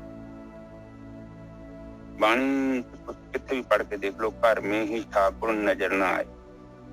ਸਾਰੀ ਜਿਤਨੀ ਵੀ ਬਾਣੀਆਂ ਨੇ ਉਹ ਬਾਹਰ ਦੀ ਗੱਲ ਨਹੀਂ ਕਰਦੀ, ਕਿਉਂਕਿ ਬ੍ਰਹਮ ਗਿਆਨੀਆਂ ਨੇ ਜਿੰਨਾ ਵੀ ਉਹਨਾਂ ਉਸ ਅਵਸਥਾ ਨੂੰ ਅਨੁਭਵ ਕੀਤਾ ਹੈ ਉਹ ਬਾਹਰ ਦੀ ਗੱਲ ਨਹੀਂ ਕਰ ਸਕਦੇ, ਕੋਈ ਜੜ ਦੀ ਗੱਲ ਨਹੀਂ ਕਰਨੀ, ਕੋਈ ਚੇਤਨ ਦੀ ਗੱਲ ਕਰਨਗੇ। ਔਰ ਉਹਨਾਂ ਨੇ ਇਹੋ ਕਹਿਣਾ ਹੈ ਕਿ ਉਸ ਅਵਸਥਾ ਨੂੰ ਅਨੁਭਵ ਕਰ ਸਕਦੇ ਜੋ ਬਿਆਨ ਨਹੀਂ ਕਰ ਸਕਦੇ, ਕਿਉਂਕਿ ਨਾ ਤੇ ਭਾਸ਼ਾ ਚ ਇੰਨੀ ਹਿੰਮਤ ਹੈ। ਭਾਸ਼ਾ ਚ ਕੀ ਹੈ? ਕੁਛ ਵੀ ਨਹੀਂ ਹੈਗਾ। ਇੱਕ ਮਾਮੂਲੀ ਜਿਹਾ ਗੁੜ ਆ, ਉਹਦਾ ਸਵਾਦ ਨਹੀਂ ਦੱਸ ਸਕਦੇ ਆਪਾਂ ਲਿਖ ਕੇ, ਤੇ ਬ੍ਰਹਮ ਬਾਰੇ ਆਪ ਸੋਚ ਲਓ ਕਿੱਥੋਂ ਦੱਸੋਗੇ? ਤੇ ਇਹਦੀ ਲਿਮਿਟ ਹੈਗੀ ਆ। ਤੇ ਇੱਕ ਹੋਰ ਮੈਂ ਸਾਧ ਸੰਗਤ ਜੀ ਕਹਿਣਾ ਚਾਹੁੰਦਾ ਸੀ ਕਿ ਸਹਿਜ ਸਮਾਧੀ ਦੀ ਗੱਲ ਹੁੰਦੀ ਹੈ। ਸਹਿਜ ਸਮਾਧੀ ਦਾ ਮਤਲਬ ਬਾਣੀ ਕਹਿੰਦੀ ਜਬ ਹਮ ਹੋਤੇ ਤਬ ਤੁਮ ਨਹੀਂ, ਜਬ ਤੁਮ ਹੋਤੇ ਅਬ ਹਮ ਨਹੀਂ। ਬਿਲਕੁਲ ਬਹੁਤ ਘੱਟ ਗੈਪ, ਇੰਨਾ ਗੈਪ। ਆ ਜਿਹੜੇ ਲੋਕੀ ਕਹਿੰਦੇ ਨਾ ਕਿ ਹੁਣ ਇਹ ਪਤਾ ਨਹੀਂ ਕਿਹੜੇ ਸੀ ਉਹ ਅਸ਼ੂਤੋਸ਼ ਜਿਹੜਾ ਸਮਾਧੀ ਲਾ ਕੇ ਬੈਠੇ ਨੇ ਮੇਜਰ ਸਾਹਿਬ। ਹਾਂਜੀ। ਸਮਾਧੀ ਦੀ ਹੁਣ 2010 ਦੀ ਮੈਂ ਸਾਧਨਾ ਕਰਦਾ। ਚਲੋ ਪ੍ਰਮਾਤਮਾ ਜਾਣਦਾ ਜਾਂ ਮੈਂ ਜਾਣਦਾ, ਕਿਸੇ ਨੂੰ ਤਾਂ ਪਤਾ ਕੋਈ ਨਹੀਂ। ਕਾਫੀ ਸਾਧਨਾ ਕੀਤੀ ਹੈ ਮੈਂ। ਕੋਈ ਸਮਾਧੀ ਇਹ ਨਹੀਂ ਹੁੰਦੀ ਕਿ ਬੰਦਾ ਮਹੀਨਾ ਸਮਾਧੀ ਚ ਵੜ ਗਿਆ, ਹਫ਼ਤਾ ਵੜ ਗਿਆ। ਵੱਧ ਤੋਂ ਵੱਧ ਸਮਾਧੀ 2 ਘੰਟੇ, 3 ਘੰਟੇ, 4 ਘੰਟੇ, ਇਸ ਤੋਂ ਵੱਧ ਸਮਾਧੀ ਨਹੀਂ। ਇਹ ਭਰਮ ਲੋਕ ਪਾ ਦਿੰਦੇ ਨੇ, ਲੋਕੀ ਗੱਪਾਂ ਮਾਰ ਦਿੰਦੇ ਨੇ, ਸਭ ਝੂਠ ਭਰਮ। ਜਾਣਾ ਕਿਤੇ ਨਹੀਂ, ਇਹ ਸਾਰਾ ਬ੍ਰਹਮ ਹੀ ਹੈ। ਬ੍ਰਹਮ ਕੋਈ ਏਦਾਂ ਦਾ ਨਹੀਂ ਹੈਗਾ ਕਿ ਜਿਹੜਾ ਕਿਤੇ ਬੈਠਾ ਤੇ ਆਪਾਂ ਨੂੰ ਉੱਥੇ ਮਿਲ ਜਾਣਾ। ਜਿਹੜਾ ਸਾਡਾ ਆਖਰੀ ਪੁਆਇੰਟ ਹੈ ਨਾ, ਜਿੱਥੋਂ ਸਾਡੀ ਸ਼ੁਰੂਆਤ ਹੁੰਦੀ ਆ, ਉਹ ਬ੍ਰਹਮ ਹੈ। ਇਹ ਜਿੱਥੇ ਸਾਰਾ ਕੁਝ ਖਲੋਤਾ ਹੈ, ਆਖਰ ਦੇ ਵਿੱਚ ਜਿਹੜੀ ਵੀ ਚੀਜ਼ ਦੇ ਪਿੱਛੇ ਤੁਰੇ ਜਾਓ, ਆਖਰ ਤੇ ਬ੍ਰਹਮ ਆ ਜਾਣਾ। ਬ੍ਰਹਮ ਤੋਂ ਅੱਗੇ ਕੁਛ ਵੀ ਨਹੀਂ ਹੈਗਾ।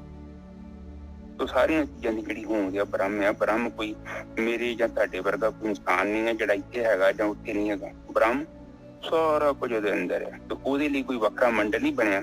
ਜਿੱਦਾਂ ਆਮ ਤੌਰ ਤੇ ਹੁਣ ਮਨ ਦੀ ਕਲਪਨਾ ਕੀ ਹੈ? ਮਨ ਕੀ ਕਲਪਨਾ ਕਰੂਗਾ? ਉਹ ਸੋਚੂਗਾ ਕਿ ਸਵਰਗ ਆ, ਨਰਕ ਆ, ਉੱਥੇ ਰੱਬ ਬੈਠਾ ਹੈ। ਨਹੀਂ, ਏਦਾਂ ਦਾ ਕੁਛ ਨਹੀਂ ਹੈਗਾ ਜੀ, ਕੁਛ ਵੀ ਨਹੀਂ ਹੈਗਾ। ਐ ਤੇ ਇੰਨੀ ਦੁਨੀਆ, ਕਰੋੜਾਂ ਦੁਨੀਆ ਜਿਹੜੀ ਹੈ, ਤੇ ਤੁਸੀਂ ਬੈਠੇ ਉਸ ਧਰਮਰਾਜ ਬੈਠਾ ਕਿਤਾਬ ਫੜ ਕੇ ਨਾ, ਉਹ ਤੇ ਇੱਕ ਸ਼ਕਤੀ ਹੈ।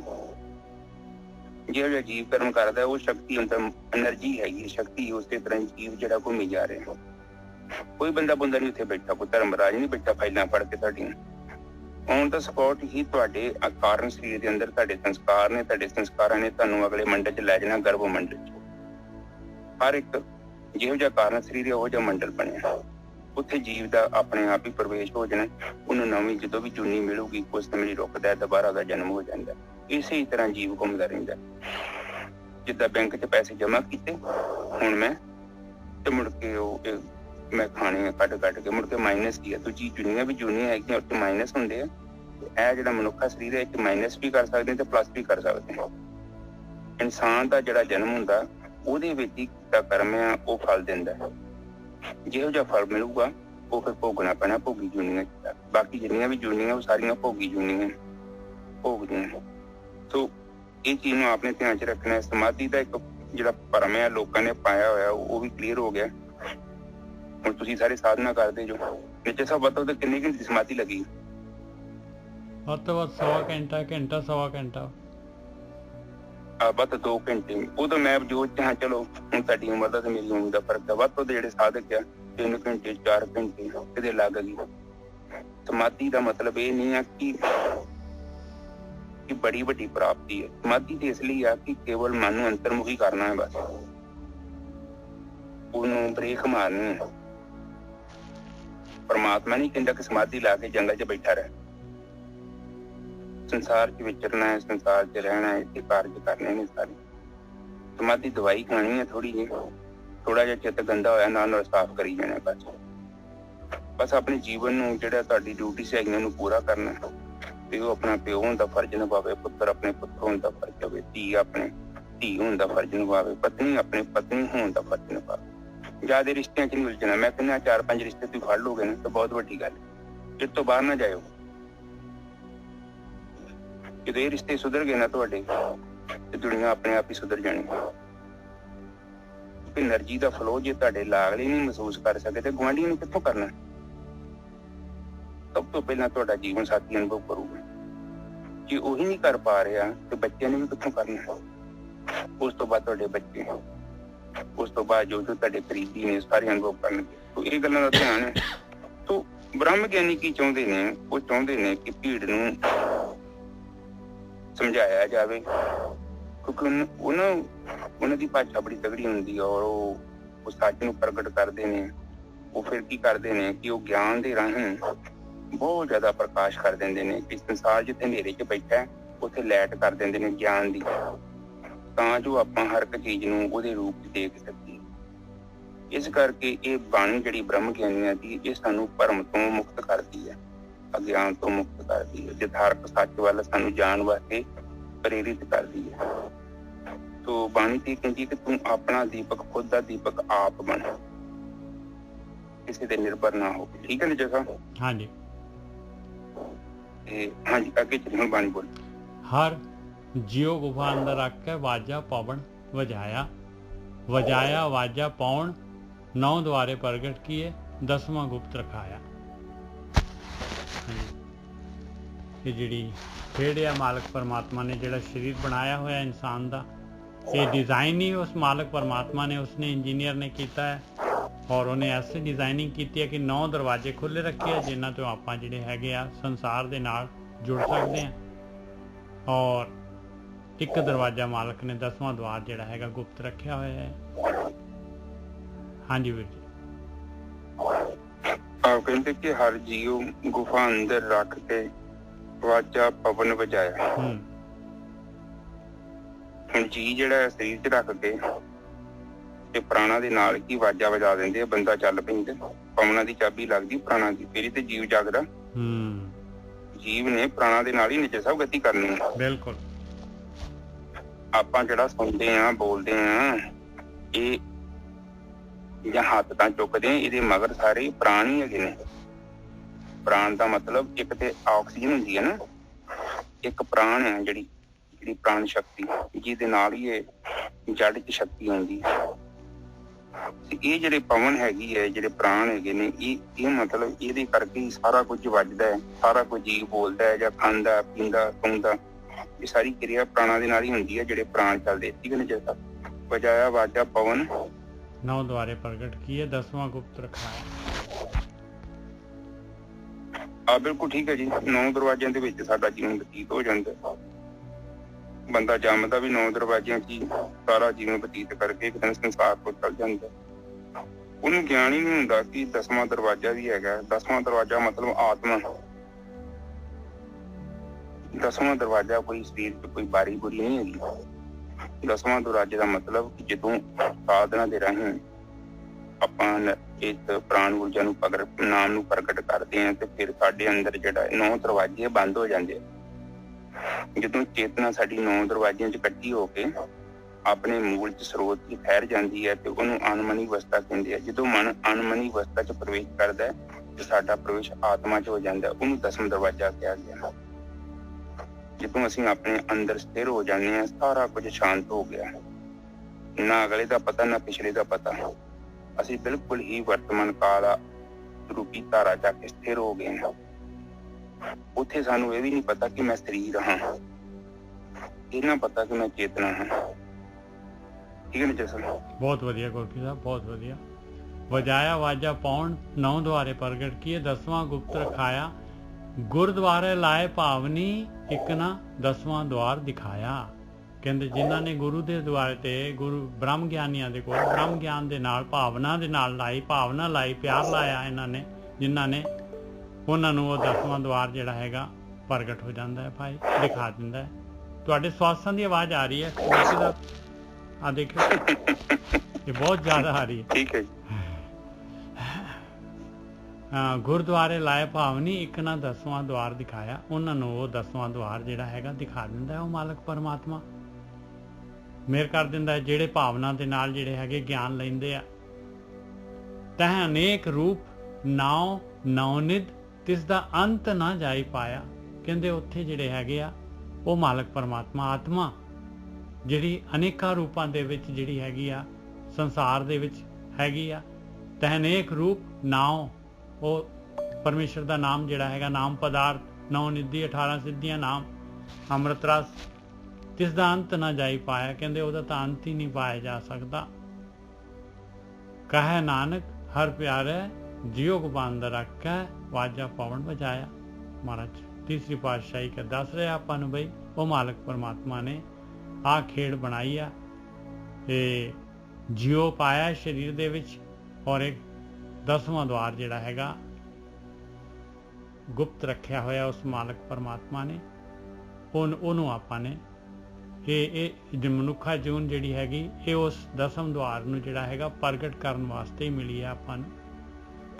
ਇਸੇ ਵਾਸਤੇ ਜਿਹੜਾ ਹੈਗਾ ਆਪਾਂ ਨੂੰ ਇਹ ਸੁਨਹਿਰਾ ਮੌਕਾ ਮਿਲਿਆ। ਹਾਂਜੀ ਵੀਰ ਜੀ। ਹਾਂਜੀ ਠੀਕ ਹੈ ਜੀ। ਹੁਣ ਬਾਣੀ ਪਹਿਲਾਂ ਆਪਾਂ ਵਿਚਾਰ ਕੀਤੀ, ਬਾਣੀ ਇੱਕਦਮ ਖੁੱਲ ਜਾਣੀ ਹੈ ਸਾਰੀ। ਕਿਤੇ ਗੁਰਦੁਆਰੇ ਲਾਏ ਭਾਵਨੀ, ਇਨਕਾ ਇੱਕ ਨਾ 10ਵਾਂ ਦੁਆਰ ਦਿਖਾਇਆ। ਜਦੋਂ ਬ੍ਰਹਮ ਗਿਆਨੀ ਆਉਂਦੇ ਆ ਉਹ ਕੀ ਕਰਦੇ ਆ ਕਿ ਸਭ ਤੋਂ ਪਹਿਲਾਂ ਸਾਡਾ ਆਪਰੇਸ਼ਨ ਕਰਦੇ ਆ, ਸਾਨੂੰ ਗਿਆਨ ਦੇ ਨਾਲ ਭਰਦੇ ਆ ਤੇ ਸਾਡੀਆਂ ਵਿਸਾਖੀਆਂ ਖੋਹ ਲੈਂਦੇ ਨੇ। ਸਾਡੀਆਂ ਵਿਸਾਖੀਆਂ ਕਿ ਤੁਹਾਨੂੰ ਅਸੀਂ ਰੱਬ ਨਾਲ ਮਿਲਾਵਾਂਗੇ, ਅਸੀਂ ਮਿਲੇ ਹੋਏ ਆ, ਤੁਸੀਂ ਸਾਡੇ ਕੋਲ ਆਓ, ਅਸੀਂ ਜੋੜਾਂਗੇ ਤੁਹਾਨੂੰ ਰੱਬ ਕੋਲ। ਸਾਡੇ ਕੋਲ ਰੱਬ ਨੇ ਕੁੰਜੀ ਦਿੱਤੀ ਹੋਈ ਹੈ, ਜੋ ਦੁਨੀਆ ਭਰ ਦੀਆਂ ਗੱਪਾਂ ਉਹ ਸਾਰੀਆਂ ਖੋਹ ਲੈਂਦੇ ਨੇ। ਉਹ ਸਾਡੀਆਂ ਅੱਖਾਂ ਤੇ ਇੱਕ ਚਸ਼ਮਾ ਲੱਗਾ ਹੁੰਦਾ, ਉਹਨੂੰ ਲਾ ਦਿੰਦੇ ਨੇ। ਸਾਡੀਆਂ ਅੱਖਾਂ ਦਾ ਇਲਾਜ ਕਰਦੇ ਨੇ ਬਾਣੀ ਦੇ ਰਾਹੀਂ। ਉਹ ਕਹਿੰਦੇ ਨੇ ਕਿ ਤੇਰੀਆਂ ਲੱਤਾਂ ਬਹੁਤ ਵਧੀਆ ਨੇ, ਤੂੰ ਚੱਲ ਸਕਦਾ ਹੈ, ਤੈਨੂੰ ਵਿਸਾਖੀਆਂ ਦੀ ਲੋੜ ਨਹੀਂ। ਉਹ ਸਾਡੀਆਂ ਵਿਸਾਖੀਆਂ ਖੋਹ ਲੈਂਦੇ ਨੇ ਜੀ ਸਾਹਿਬ। ਬਹੁਤ ਵਧੀਆ ਜੀ। ਹਾਂ, ਵਿਸਾਖੀਆਂ ਖੋਣਗੇ ਫਿਰ ਅਸੀਂ ਚੱਲਾਂਗੇ। ਫਿਰ ਸਾਨੂੰ ਪਤਾ ਲੱਗਦਾ ਕਿ ਯਾਰ ਮੈਨੂੰ ਤੇ ਲੋੜ ਹੀ ਨਹੀਂ ਕਿਸੇ ਦੀ, ਮੈਂ ਤੇ ਖੁਦ ਬ੍ਰਹਮ ਕੋ ਜਾ ਸਕਦਾ।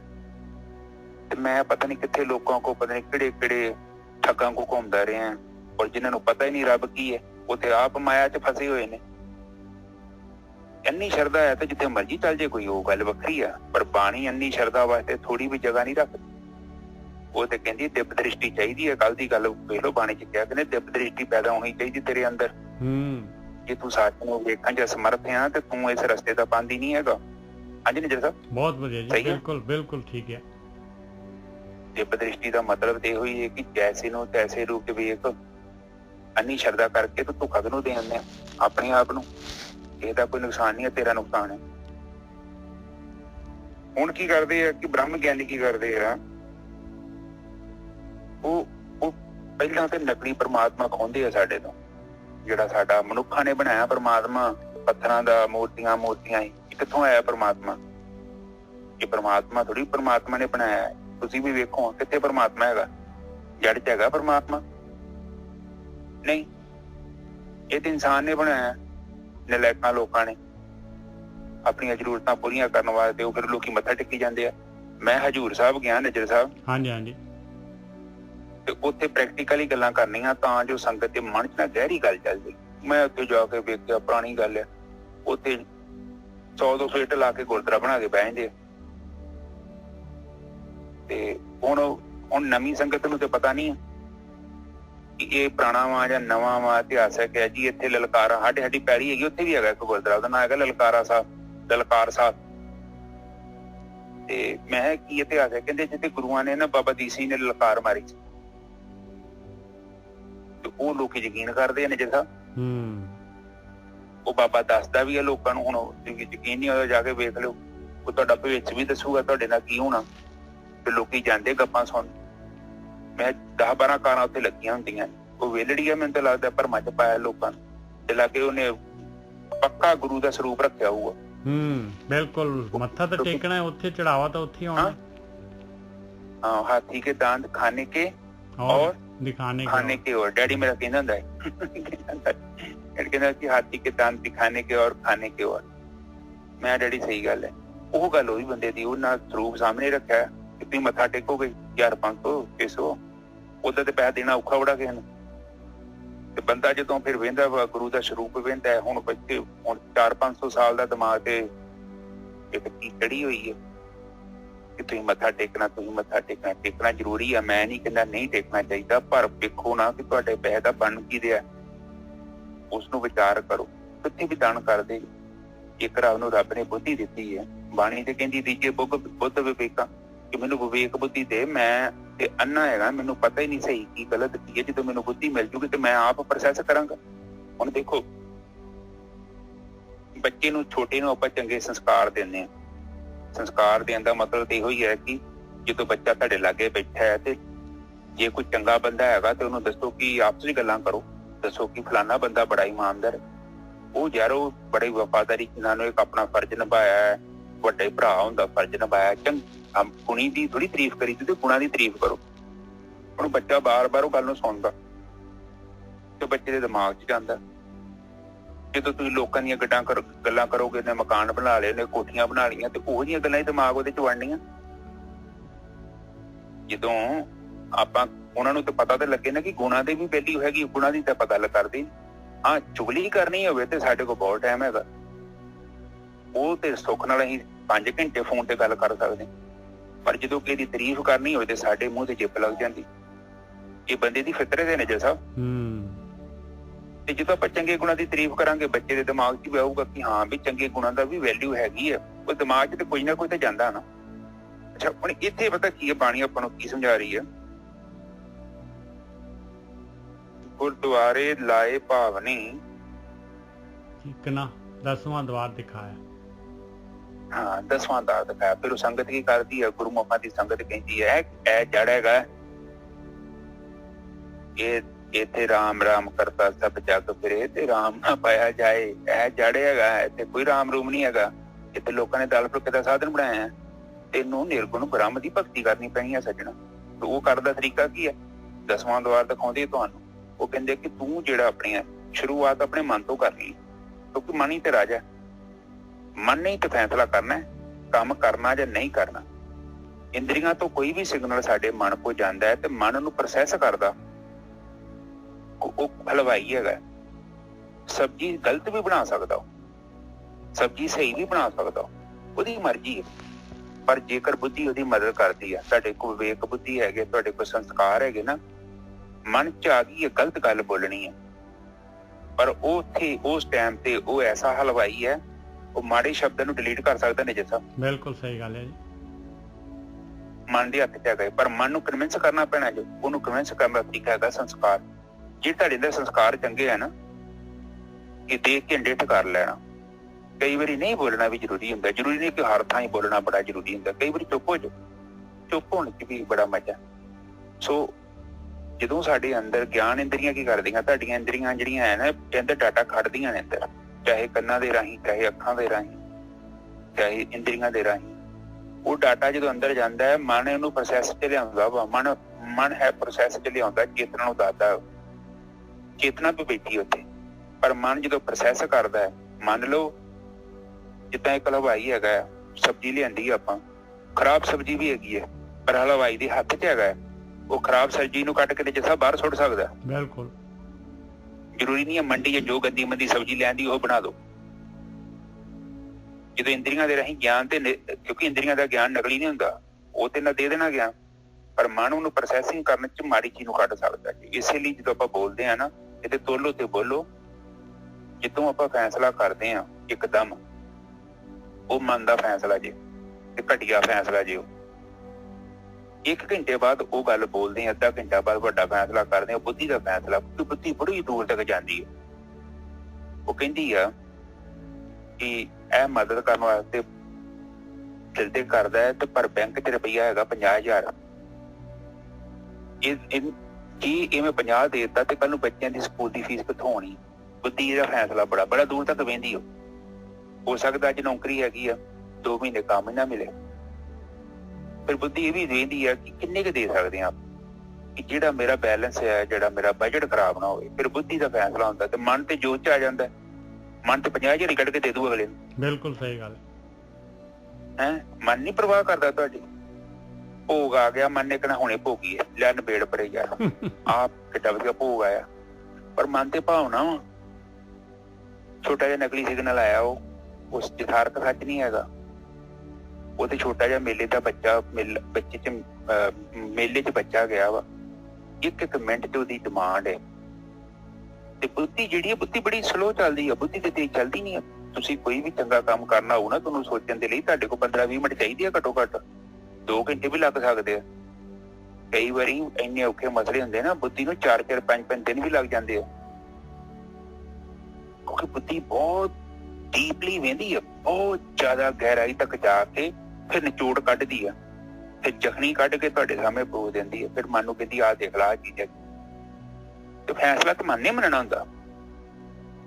ਪਰ ਬੁੱਧੀ ਜਦੋਂ ਕਰਦੀ ਹੈ ਨਾ, ਤੇ ਫਿਰ ਮਨ ਦੇ ਦੁਆਰਾ ਕੀਤਾ ਜਿਹੜਾ ਕਰਮ ਆ, ਉਹਦੇ ਵਿੱਚ ਸਾਨੂੰ ਸੋਭਾ ਮਿਲਦੀ ਹੈ, ਤੇ ਜੀਵਨ ਸਾਡਾ ਸੌਖਾ, ਅਸੀਂ ਔਕੜਾਂ ਤੋਂ ਮੁਕਤ ਹੋ ਜਾਂਦੇ ਹਾਂ। ਸੋ ਕੋਸ਼ਿਸ਼ ਕਰਿਆ ਕਰੋ, ਡਿਲੇ ਕਰ ਲਿਆ ਕਰੋ। ਵੱਡੇ ਫੈਸਲੇ ਹੁੰਦੇ ਨਾ, ਉਸੇ ਟਾਈਮ ਜੱਜਮੈਂਟ ਨਹੀਂ ਦੇਣੀ, ਥੋੜਾ ਸਮਾਂ ਦਿਓ, ਤਾਂ ਜੋ ਮਨ ਇੱਕਦਮ ਡਿਸੀਜਨ ਨਾ ਲਵੇ, ਬੁੱਧੀ ਰਿਫਾਈਨ ਕਰੇ। ਬੁੱਧੀ ਫਿਰ ਕਰਦੀ ਰਿਫਾਈਨ ਕਰਦੀ, ਜਦੋਂ ਰਿਫਾਈਨਰੀ 'ਚ ਤੇਲ ਜਾਂਦਾ ਨਾ, ਉਹਨੂੰ ਰਿਫਾਈਨ ਕਰਕੇ ਗੰਦ ਮੰਦ ਕੱਢ ਕੇ ਵਧੀਆ ਤੇਲ, ਪੈਟਰੋਲ, ਡੀਜ਼ਲ, ਉਸ ਤੋਂ ਬਾਅਦ ਗਰੀਸ, ਲੂਬ, ਆਇਲ ਸਾਰੇ ਵੱਖੋ ਕਰ ਦਿੰਦੀ ਹੈ ਰਿਫਾਈਨਰੀ। ਉਸੇ ਤਰ੍ਹਾਂ ਸਾਡੀ ਬੁੱਧੀ 'ਚ ਬਹੁਤ ਦਮ ਆ, ਉਹ ਹਰ ਚੀਜ਼ ਨੂੰ ਨਿਤਾਰ ਦਿੰਦੀ ਆ।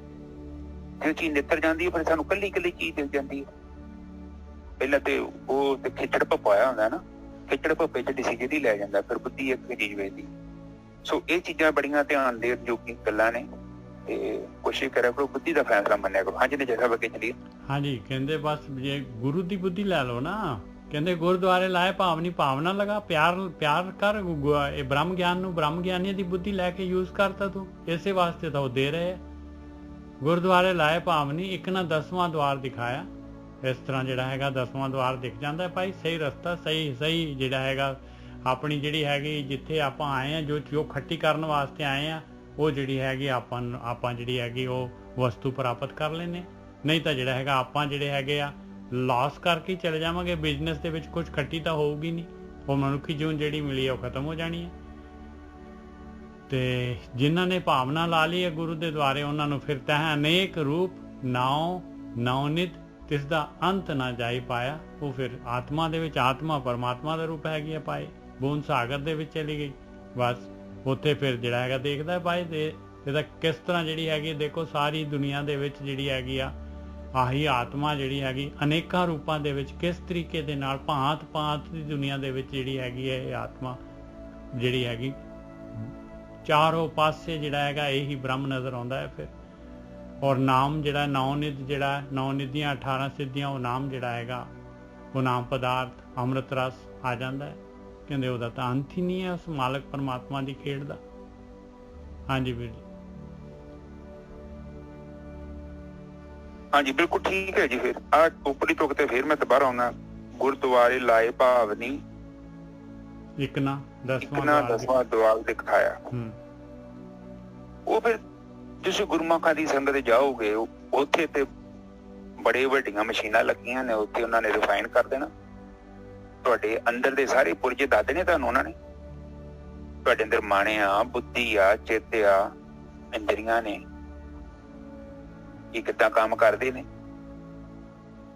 ਗੁਰਮੁਖਾਂ ਦੀ ਸੰਗਤ ਕਰੋਗੇ ਤਾਂ ਹੀ ਪਤਾ ਲੱਗਣਾ ਕਿ ਇਹ ਕਿਹੜਾ ਐਕਸ਼ਨ ਤੁਹਾਡੇ ਮਨ ਦਾ ਵਾ, ਇਹ ਕਿਹੜਾ ਐਕਸ਼ਨ ਤੁਹਾਡੀ ਬੁੱਧੀ ਦਾ ਵਾ।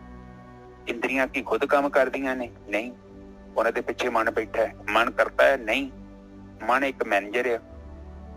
ਮਾਲਕ ਕੌਣ ਹੈ? ਆਤਮਾ। ਸੁਸੁਰਤੀ ਕੀ ਹੈ? ਧਿਆਨ ਕੀ ਹੈ?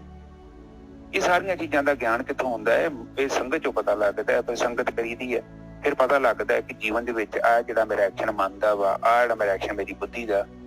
ਹਾਂ, ਗਲਤ ਚੀਜ਼ ਮੇਰੀ ਇੰਦਰੀ ਨੇ ਦੇਖ ਲਈ ਹੈ, ਉਹ ਚੀਜ਼ ਤੋਂ ਆਪਣੇ ਆਪ ਨੂੰ ਕਿੱਦਾਂ ਅਲੱਗ ਕਰਨਾ ਹੈ, ਉਹ ਗਿਆਨ ਪ੍ਰਗਟ ਹੋ ਜਾਂਦਾ ਹੈ, ਚੇਤਨਾ ਪ੍ਰਗਟ ਹੋ ਜਾਂਦੀ ਹੈ। ਇੱਥੇ ਫਿਰ ਉਹ ਗੁਰੂਦੁਆਰੇ ਜਿਹੜੀਆਂ ਸੰਗਤਾਂ ਦੇ ਵਿੱਚ ਹੀ ਸਾਨੂੰ ਗਿਆਨ ਮਿਲਦਾ ਹੈ, ਤੇ ਉੱਥੇ ਫਿਰ ਪਤਾ ਲੱਗ ਜਾਂਦਾ ਹੈ ਕਿ ਜਿਹੜਾ ਜੜ ਆ, ਜੋ ਵੀ ਮਨ ਨੇ ਰਚਿਆ ਹੈ, ਇਹ ਸੰਸਾਰ, ਇਹ ਰਜੋ ਤਮੋ ਗੁਣ ਆ, ਰਜੋ ਤਮੋ ਤੋਂ ਸਤੋ ਗੁਣ, ਇਹਦੇ ਚ ਪ੍ਰਕਿਰਤੀ ਹੈ, ਇਹ ਬ੍ਰਹਮ ਨਹੀਂ ਹੈ। ਨਾ ਤੇਰਾ ਮਨ ਬ੍ਰਹਮ ਹੈ, ਨਾ ਤੇਰੀ ਬੁੱਧੀ ਬ੍ਰਹਮ ਹੈ, ਨਾ ਹੀ ਤੇਰੀ ਗਿਆਨ ਇੰਦਰੀਆਂ ਬ੍ਰਹਮ ਹੈ, ਨਾ ਹੀ ਤੇਰੀਆਂ ਕਰਮ ਇੰਦਰੀਆਂ ਬ੍ਰਹਮ ਹੈ। ਬ੍ਰਹਮ ਨੂੰ ਦੇਖਣ ਦਾ ਇੱਕੋ ਹੀ ਤਰੀਕਾ ਹੈ, ਮਨ ਨੂੰ ਅੰਦਰਮੁਖੀ ਕਰ ਲਓ। ਅੰਤਰਮੁਖੀ ਕਰਨ ਦਾ ਮਤਲਬ ਇੱਕੋ ਹੀ ਹੈ, ਮਨ ਨੂੰ, ਬੁੱਧੀ ਨੂੰ, ਚਿੱਤ ਨੂੰ ਚੁੱਪ ਕਰਾ ਲਓ, ਉਹਨੂੰ ਸਥਿਰ ਕਰ ਲਓ ਬਸ। ਜਦੋਂ ਸਥਿਰ ਹੋ ਕੇ ਤੁਹਾਨੂੰ ਗਿਆਨ ਹੋ ਜਾਣਾ ਵਾ ਦਸਮ ਦੁਆਰ ਕੀ ਆ, ਨਿਜਰ ਸਾਹਿਬ ਕੀ ਕਹਿ ਰਹੇ ਨੇ, ਮੈਂ ਕੀ ਕਹਿ ਰਿਹਾ, ਤੇ ਜੇ ਬਾਣੀ ਕੀ ਕਹਿਣਾ ਚਾਹੁੰਦੀ ਹੈ, ਉਸ ਟਾਈਮ ਤੇ ਫਿਰ ਤੁਹਾਨੂੰ ਫਿਰ ਬਾਣੀ ਚ ਕਿਤੋਂ ਆਉਂਦੀ, ਜਬ ਜਾਣਾ ਤਬ ਹੀ ਮਾਨਾ। ਜਿੰਨਾ ਚਿਰ ਮਨ ਉਹਨੂੰ ਦੇਖਦਾ ਨਹੀਂ ਹੈ ਨਾ, ਮਨ ਹੈ ਨਹੀਂ ਹੈ ਕਿ ਮਨ ਨਸ਼ਟ ਹੋ ਗਿਆ, ਲੇਕਿਨ ਅਕਿਰਿਆ ਅਵਸਥਾ ਚ ਉੱਥੇ ਬੈਠਾ ਹੈ। ਤੇ ਜਦੋਂ ਅਕਿਰਿਆ ਅਵਸਥਾ ਚ ਦੇਖਦਾ ਹੈ, ਉਸ ਤੋਂ ਬਾਅਦ ਜਿਹੜਾ ਸਾਰਾ ਭਰਮ ਹੌਲੀ ਹੌਲੀ ਕਰਕੇ ਨਸ਼ਟ ਹੋ ਜਾਂਦਾ ਹੈ। ਹਾਂਜੀ ਨਿਜਰ ਸਾਹਿਬ, ਅਗਲੀ ਤੁਕ ਬੋਲੋ। ਤੇ ਕਬੀਰ ਸਾਹਿਬ ਦੇਖ ਲਓ, ਕਹਿੰਦੇ ਜਬ ਜਾਣਿਆ ਤਉ ਮਨ ਮਾਨਿਆ। ਫਿਰ ਅੱਗੇ ਕਹਿੰਦੇ ਮਨ ਮਾਨਿਆ ਲੋਗ ਨਾ ਭਤੀਜੈ, ਨਾ ਭਤੀਜੇ ਤੋ ਕਿਆ ਕੀਜੇ। ਕਹਿੰਦੇ ਮੈਂ ਗਿਆਨ ਦੇ ਰਿਹਾ ਆ, ਸਾਰਿਆਂ ਨੂੰ ਸਮਝਾਉਣ ਦੀ ਕੋਸ਼ਿਸ਼ ਕਰ ਰਿਹਾ, ਪਰ ਲੋਕੀ ਭਤੀਜਦੇ ਹੀ ਨਹੀਂ ਹੈਗੇ। ਬਸ ਨਾ ਭਤੀਜੇ ਤੋ ਕਿਆ ਕੀਜੇ। ਕਹਿੰਦੇ ਮੈਂ ਤਾਂ ਭਾਈ ਹੋਰ ਤਾਂ ਕੁਝ ਨਹੀਂ ਕਰ ਸਕਦਾ, ਬਸ ਮੇਰਾ ਤਾਂ ਜਿੰਨਾ ਕੁ ਮੈਂ ਕਰ ਸਕਦਾ, ਜਿੰਨਾ ਕੁ ਮੈਂ ਗਿਆਨ ਦੇ ਸਕਦਾ ਦੇ ਰਿਹਾ ਹਾਂ। ਅੱਗੇ ਨਹੀਂ ਭਤੀਜਦੇ ਤੇ ਉਹਨਾਂ ਦੀ ਮਰਜ਼ੀ ਹੈ। ਹਾਂਜੀ ਗੁਰੂ ਸਾਹਿਬ। ਹਾਂ, ਉਹ ਪਤਾ ਕੀ ਹੁੰਦਾ ਵਾ ਕਿ ਭਤੀਜਦੇ ਇਸ ਕਰਕੇ ਨਹੀਂ ਨਿਜਰ ਸਾਹਿਬ, ਕਿਉਂਕਿ ਇੱਕ ਚੀਜ਼ ਨੂੰ ਆਪਾਂ 100 ਸਾਲ ਤੋਂ 400-500 ਸਾਲ ਤੋਂ ਪੁਰਾਣਾ ਹਜ਼ਾਰਾਂ ਸਾਲ ਤੋਂ ਫੜਿਆ ਹੋਵੇ ਤੇ ਛੱਡਣ ਲਈ ਕੋਈ ਕਹਿ ਦੇ ਕਿ ਇਹ ਗਲਤ ਰਸਤਾ ਹੈ, ਤੇ ਮੰਨਦਾ ਅਗਲਾ? ਹੁਣ ਇੱਕ ਬੰਦਾ ਇੱਥੇ ਸੇਵਾ ਕਰਨ ਦਿਆ ਕਿਸੇ ਜਗ੍ਹਾ ਤੇ ਜਾ ਕੇ ਉਹਨੂੰ ਕਹਿ ਦਈਏ ਕਿ ਇਹ ਤੇ ਮਾਰਗ ਤੇਰਾ ਇਹ ਬਾਹਰ ਮੁਕੀ ਮਾਰਗ ਹੈ, ਤੈਨੂੰ ਤਾਂ ਭਗਤੀ ਕਰਨੀ ਚਾਹੀਦੀ ਹੈ। ਉਹ ਕਹਿੰਦਾ ਭਰਾ ਮੈਂ 60 ਸਾਲ ਤੋਂ ਕਰਨਾ। ਉਹ ਸੁਖਮ ਹਉਮੈ ਉੱਥੇ ਬੈਠੀ ਉਹਦੀ, ਉਹ ਮੰਨਦਾ, ਔਰ ਉਹਦੀ ਉਹਦਾ ਕੱਟੜਪਨ ਹੀ ਤੇ ਉਹਦੇ ਅਗਿਆਨ ਦਾ ਕਾਰਨ ਹੈ। ਔਰ ਇਨਸਾਨ ਤੇ ਚਾਹੁੰਦਾ ਸਸਤੇ ਤੋਂ ਸਸਤਾ ਗਿਆਨ ਮਿਲ ਜੇ। ਇਹ ਜਿਹੜਾ ਬਾਹਰ ਮੁਖੀ ਮਨ ਦਾ ਗਿਆਨ ਹੈ ਨਿਜਰ ਹੋਏ ਤਾਂ ਬਹੁਤ ਸਸਤਾ ਹੈ, ਇਹਦੀ ਕੀਮਤ ਕੁਛ ਵੀ ਨਹੀਂ ਹੈਗੀ। ਉਹ ਕਹਿੰਦੇ ਤੁਸੀਂ ਚੰਗੇ ਬਣ ਜਾਓ, ਗੁਣਾਂ ਦੇ ਧਾਰਨੀ ਹੋ ਜਾਓ। ਉਹ ਤੇ ਬਸ ਉਹੀ ਕਿ ਪਰਾਲੀ ਬੀਜਣ ਦੇ ਅਸੀਂ ਸੋਚਦੇ ਹਾਂ ਕਿ ਝੋਨਾ ਹੋ ਜਾਏ, ਝੋਨਾ ਕਿੱਥੋਂ ਗੁਣਾ ਬੀਜੀ ਤੇ ਪਰਾਲੀ ਹੈ।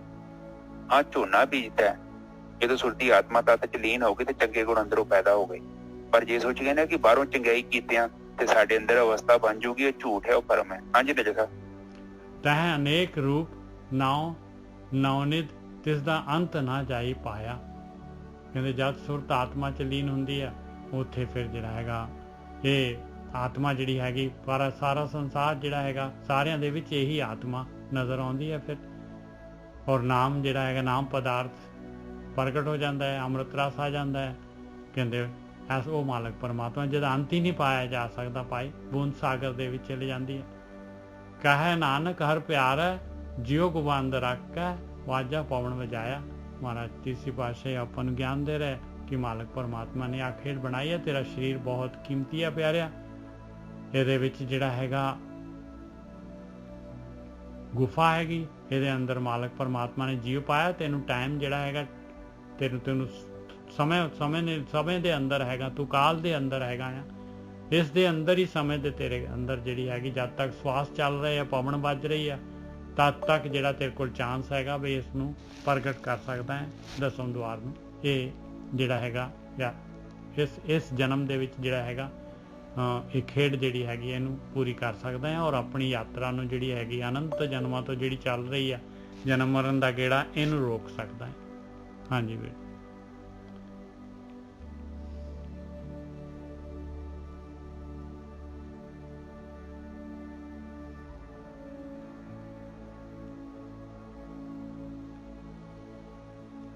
ਹਾਂਜੀ ਗੋਰਕੀ ਸਾਹਿਬ। ਹਾਂਜੀ ਠੀਕ ਹੈ ਜੀ। ਇਹ ਨਾਖੀ ਤੁਕ ਚ ਕਿਹਾ ਤੈ ਅਨੇਕ ਰੂਪ ਨੌ ਨਿਤ ਨਵ ਨਿਤ ਜਿਸਕਾ ਅੰਤ ਨਾ ਜਾਏ ਪਾਇਆ। ਉਹ ਫਿਰ ਜਦੋਂ ਤੁਸੀਂ ਆਤਮ ਤੱਤ ਚ ਲੀਨ ਹੋ ਜਾਂਦੇ ਹੋ, ਉਹ ਇੱਕਦਮ ਗੁਹਾ ਵਰਗਾ ਸਿਸਟਮ ਹੈ। ਤੁਹਾਨੂੰ ਲੱਗੇਗਾ ਕਿ ਮੈਂ ਇੱਕ ਇੰਨੇ ਡਾਰਕ ਜਗ੍ਹਾ ਚ ਆ ਗਿਆ।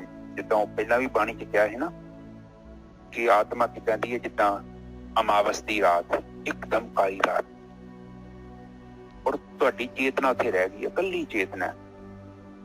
ਕੋਈ ਮਨ ਨਹੀਂ ਹੈਗਾ, ਕੋਈ ਬ੍ਰਹਮ ਨਹੀਂ, ਕੋਈ ਚਾਚੀ ਨਹੀਂ, ਕੋਈ ਭੂਆ ਨਹੀਂ, ਕੋਈ ਫੁੱਫੜ ਨਹੀਂ, ਨਾ ਤੁਹਾਡਾ ਨਾਂ। ਤੁਹਾਨੂੰ ਇਹ ਵੀ ਨਹੀਂ ਪਤਾ ਕਿ ਮੈਂ ਹਿੰਦੂ, ਮੁਸਲਿਮ, ਸਿੱਖ, ਈਸਾਈ ਕੀ ਹਾਂ। ਉੱਥੇ ਕੁਛ ਵੀ ਨਹੀਂ ਹੈਗਾ, ਤੁਹਾਡਾ ਨਾਂ ਵੀ ਨਹੀਂ ਹੈਗਾ। ਉਹ ਇੱਕ ਸਥਿਰਤਾ ਦੇ ਵਿੱਚ ਇੱਕ ਬਿੰਦੂ ਜਿਹਾ ਬਣ ਜਾਣਾ ਤੁਹਾਡੇ ਅੰਦਰ ਚੇਤਨਾ ਦਾ, ਔਰ ਤੁਸੀਂ ਉਸਦੇ ਅੰਦਰ ਧਿਆਨ ਲੈ ਜਾਣਾ। ਔਰ ਜਦੋਂ ਉੱਥੇ ਧਿਆਨ ਲੈ ਕੇ ਤੇ ਫਿਰ ਪਤਾ ਲੱਗੂਗਾ ਕਿ ਇਹ ਸਾਰਾ ਇੱਥੇ ਬ੍ਰਹਮ ਹੈਗਾ।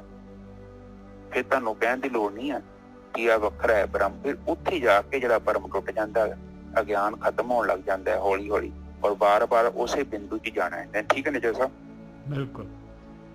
ਕਹੇ ਨਾਨਕ ਹਰ ਪਿਆਰੇ ਜਿਉ ਬੰਦ ਰੱਖ ਕੇ ਆਵਾਜ਼ਾਂ ਪਾਉਣ ਵਜਾਇਆ। ਇਹ ਖੇਡ ਮਾਲਕ ਪਰਮਾਤਮਾ ਨੇ ਜਿਹੜੀ ਹੈਗੀ ਆ ਬਣਾਈ ਆ ਤੇ ਚਾਂਸ ਮਿਲਿਆ ਹੋਇਆ ਆਪਾਂ ਨੂੰ। ਹਾਂਜੀ ਬੇਟਾ। ਠੀਕ ਹੈ ਜੀ। ਗੁਫਾ ਅੰਦਰ ਜੀ ਇਹੋ ਹੀ ਹੈ, ਜਦੋਂ ਤੁਸੀਂ ਇਹਦੀਆਂ ਪਰਦਾਂ ਲਾਉਣੀਆਂ ਸ਼ੁਰੂ ਕਰਦੀਆਂ, ਪਹਿਲਾਂ ਤੁਸੀਂ ਇੰਦਰੀਆਂ ਅੱਖਾਂ ਬੰਦ ਕਰ ਲਓ, ਆਪਣੇ ਧਿਆਨ ਅੰਦਰ ਖੜੋ, ਫਿਰ ਵਿਚਾਰ ਮੰਡਲ ਹੈਗਾ, ਵਿਚਾਰ ਮੰਡਲ ਤੋਂ ਅੱਗੇ ਲੈ ਜਾਓ। ਉਸ ਤੋਂ ਬਾਅਦ ਜਿਹੜਾ ਹੌਲੀ ਹੌਲੀ ਯਾਤਰਾ ਤੁਹਾਡੀ ਅੰਦਰ ਚੱਲਦੀ ਜਾਣੀ, ਇੱਕ ਸਮਾਂ ਆਊਗਾ ਤੁਸੀਂ ਬਿਲਕੁਲ ਸਥਿਰ ਹੋ ਜਾਣੀ ਹੈ। ਫਿਰ ਤੁਸੀਂ ਗੁਫਾ ਦੇ ਅੰਦਰ ਪਹੁੰਚ ਜਾਣਾ, ਜਿੱਥੇ ਜੀਵ ਹੈਗਾ, ਜਿੱਥੋਂ ਜੀਵ ਸ਼ਕਤੀ ਲੈਂਦੇ ਆ, ਤੇ ਉਹ ਤੇ ਬ੍ਰਹਮ ਹੀ ਹੈਗਾ। ਔਰ ਜਦੋਂ ਹੀ ਤੁਸੀਂ ਬ੍ਰਹਮ ਦੇ ਵਿੱਚ ਚਲੇ ਗਏ, ਤੁਹਾਨੂੰ ਸਾਰਾ ਜਿਹੜਾ ਪਤਾ ਲੱਗ ਜਾਣਾ ਕਿ ਇੱਥੇ ਹਰ ਇੱਕ ਦੀਪਕ ਦੇ ਅੰਦਰ ਜਿਹੜੀ ਜੋਤੀ ਚੱਲ ਰਹੀ ਹੈ ਉਹ ਬ੍ਰਹਮ ਹੀ ਹੈ, ਪਰਮਾਤਮਾ ਤੋਂ ਹੀ ਪ੍ਰਕਾਸ਼ ਆ ਰਿਹਾ। ਠੀਕ ਹੈ ਨਾ ਜਸੋ?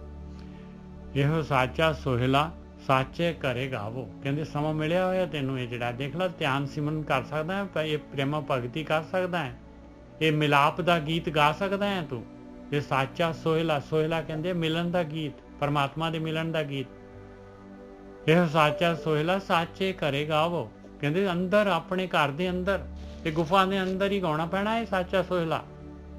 ਇਹ ਸਾਚਾ ਸੋਹਿਲਾ ਸਾਚੇ ਕਰੇ ਗਾਵੋ। ਗਾਵੋ ਤਾਂ ਸੋਹਿਲਾ ਕਰੇ ਸਾਚਾ ਹੈ, ਕਿਉਂਕਿ ਤੇਰੇ ਅੰਦਰ ਹੀ ਉਹ ਸੱਚਾ ਪਰਮਾਤਮਾ ਬੈਠਾ ਹੋਇਆ ਹੈ। ਗਾਵੋ ਤਾਂ ਸੋਹਿਲਾ ਕਰੇ ਸਾਚਾ ਹੈ, ਜਿੱਥੇ ਸਦਾ ਸੱਚ ਧਿਆਵੇ। ਕਹਿੰਦੇ ਜਿੱਥੇ ਸੱਚ ਨੂੰ ਧਿਆਉਣਾ ਹੈ, ਧਿਆਨ ਸੱਚ ਦੇ ਵੱਲ ਕਰਨਾ ਹੈ, ਉਸ ਉੱਥੇ ਜਿਹੜਾ ਹੈਗਾ ਇਹ ਸੋਹਿਲਾ ਗਾਇਆ ਜਾਣਾ ਹੈ। ਘਰ, ਸੱਚੇ ਘਰ ਦੇ ਵਿੱਚ ਤੇਰਾ ਘਰ ਸੱਚਾ ਪਰਮੇਸ਼ਰ ਦਾ ਰੂਪ ਹੋ ਜਾਣਾ ਹੈ। ਸੱਚੋ ਧਿਆਵੇਂ ਜਾਤ ਤੁਧ ਭਾਵੇਂ। ਜਿਹੜੇ ਸੱਚ ਧਿਆਉਂਦੇ ਆ ਭਾਈ, ਉਹੀ ਤੇ ਜਿਹੜੇ ਤੈਨੂੰ ਪਾ ਜਾਂਦੇ ਆ। ਗੁਰਮੁਖੇ ਜਿਨ੍ਹਾਂ ਬੁਝਾਵੇ, ਜਿਨ੍ਹਾਂ ਨੂੰ ਗੁਰੂਆਂ ਦੇ ਰਾਹੀਂ, ਬ੍ਰਹਮ ਗਿਆਨੀਆਂ ਦੇ ਰਾਹੀਂ ਜਿਹੜਾ ਹੈਗਾ, ਬ੍ਰਹਮ ਗਿਆਨ ਦੇ ਰਾਹੀਂ ਜਿਹੜਾ ਹੈਗਾ ਇਹ ਬੁਝਾਈ ਆ ਜਾਂਦੀ ਆ। ਜਿਹੜੇ ਇਹਨੂੰ ਬੁੱਝ ਲੈਂਦੇ ਇਸ ਖੇਡ ਨੂੰ, ਜਿਹੜੇ ਬਾਹਰ ਮੁਖੀ ਨਹੀਂ ਹੁੰਦੇ, ਅੰਤਰਮੁਖੀ, ਅੰਦਰ ਵਾਲੀ ਖੇਡ ਨੂੰ ਬੁੱਝ ਲੈਂਦੇ, ਜਿਹੜੇ ਇਹ ਜਿਹੜਾ ਹੈਗਾ ਸ਼ਬਦ ਸੁਰਤ ਦੀ ਖੇਡ ਨੂੰ ਜਿਹੜਾ ਹੈਗੇ ਜਾਣ ਜਾਂਦੇ ਆ, ਉਹ ਧਿਆਉਂਦੇ ਆ ਭਾਈ, ਉਹ ਤੈਨੂੰ ਪਾ ਜਾਂਦੇ ਆ। ਸੱਚੋ ਧਿਆਵੇਂ ਜਾਤ ਤੁਧ ਭਾਵੇਂ, ਗੁਰਮੁਖ ਜਿਨਾ ਬੁਝਾਵੇ। ਇਹੋ ਸੱਚ ਸਭਨਾ ਕਾ ਖਸਮ ਹੈ, ਜਿਸ ਬਖਸ਼ੇ ਸੋ ਜਨ ਪਾਵੇ। ਕਹਿੰਦੇ ਆਹੀ ਸੱਚ ਹੈਗਾ ਭਾਈ, ਇਹੀ ਸੱਚ ਹੈਗਾ। ਉਹ ਸਾਰਿਆਂ ਦਾ ਖਸਮ, ਉਹ ਮਾਲਕ ਪਰਮਾਤਮਾ ਜਿਹੜਾ ਹੈਗਾ, ਉਹਦੇ ਵਿੱਚ ਸਮਾਉਣ ਦਾ ਇੱਕੋ ਇੱਕ ਜ਼ਰੀਆ ਹੈਗਾ। ਤੇ ਜਿਸਨੂੰ ਮਾਲਕ ਪਰਮਾਤਮਾ ਬਖਸ਼ਦਾ ਆ, ਉਹੀ ਜਨ ਜਿਹੜਾ ਹੈਗਾ ਪਾਉਂਦਾ ਹੈ ਭਾਈ, ਜਿਹੜਾ ਇਹ ਬ੍ਰਹਮ ਗਿਆਨ ਲੈ ਲੈਂਦਾ ਹੈ ਔਰ ਧਿਆਨ ਸਿਮਰਨ ਕਰਦਾ ਹੈ। ਕਹੇ ਨਾਨਕ ਸੱਚ ਸੋਹਿਲਾ ਸੱਚੇ ਕਰੇ ਗਾਵੇ। ਕਹਿੰਦੇ ਸੱਚ ਦਾ ਸੋਹਿਲਾ, ਇਸ ਪ੍ਰੇਮ ਦਾ ਗੀਤ ਹੈਗਾ ਮਾਲਕ ਪਰਮਾਤਮਾ ਦੇ ਮਿਲਾਪ ਦਾ। ਇਸ ਨੂੰ ਸੱਚੇ ਘਰ ਦੇ ਵਿੱਚ ਅੰਦਰ ਹੀ ਆਪਣੇ ਜਿਹੜੇ ਹੈਗੇ ਆ, ਇਸ ਗੁਫਾ ਦੇ ਅੰਦਰ ਹੀ ਇਹਨੂੰ ਜਿਹੜਾ ਹੈਗਾ ਗਾਉਣਾ ਪੈਣਾ ਹੈ।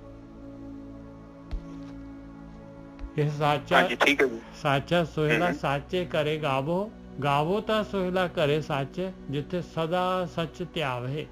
ਹਾਂਜੀ ਠੀਕ ਹੈ ਜੀ।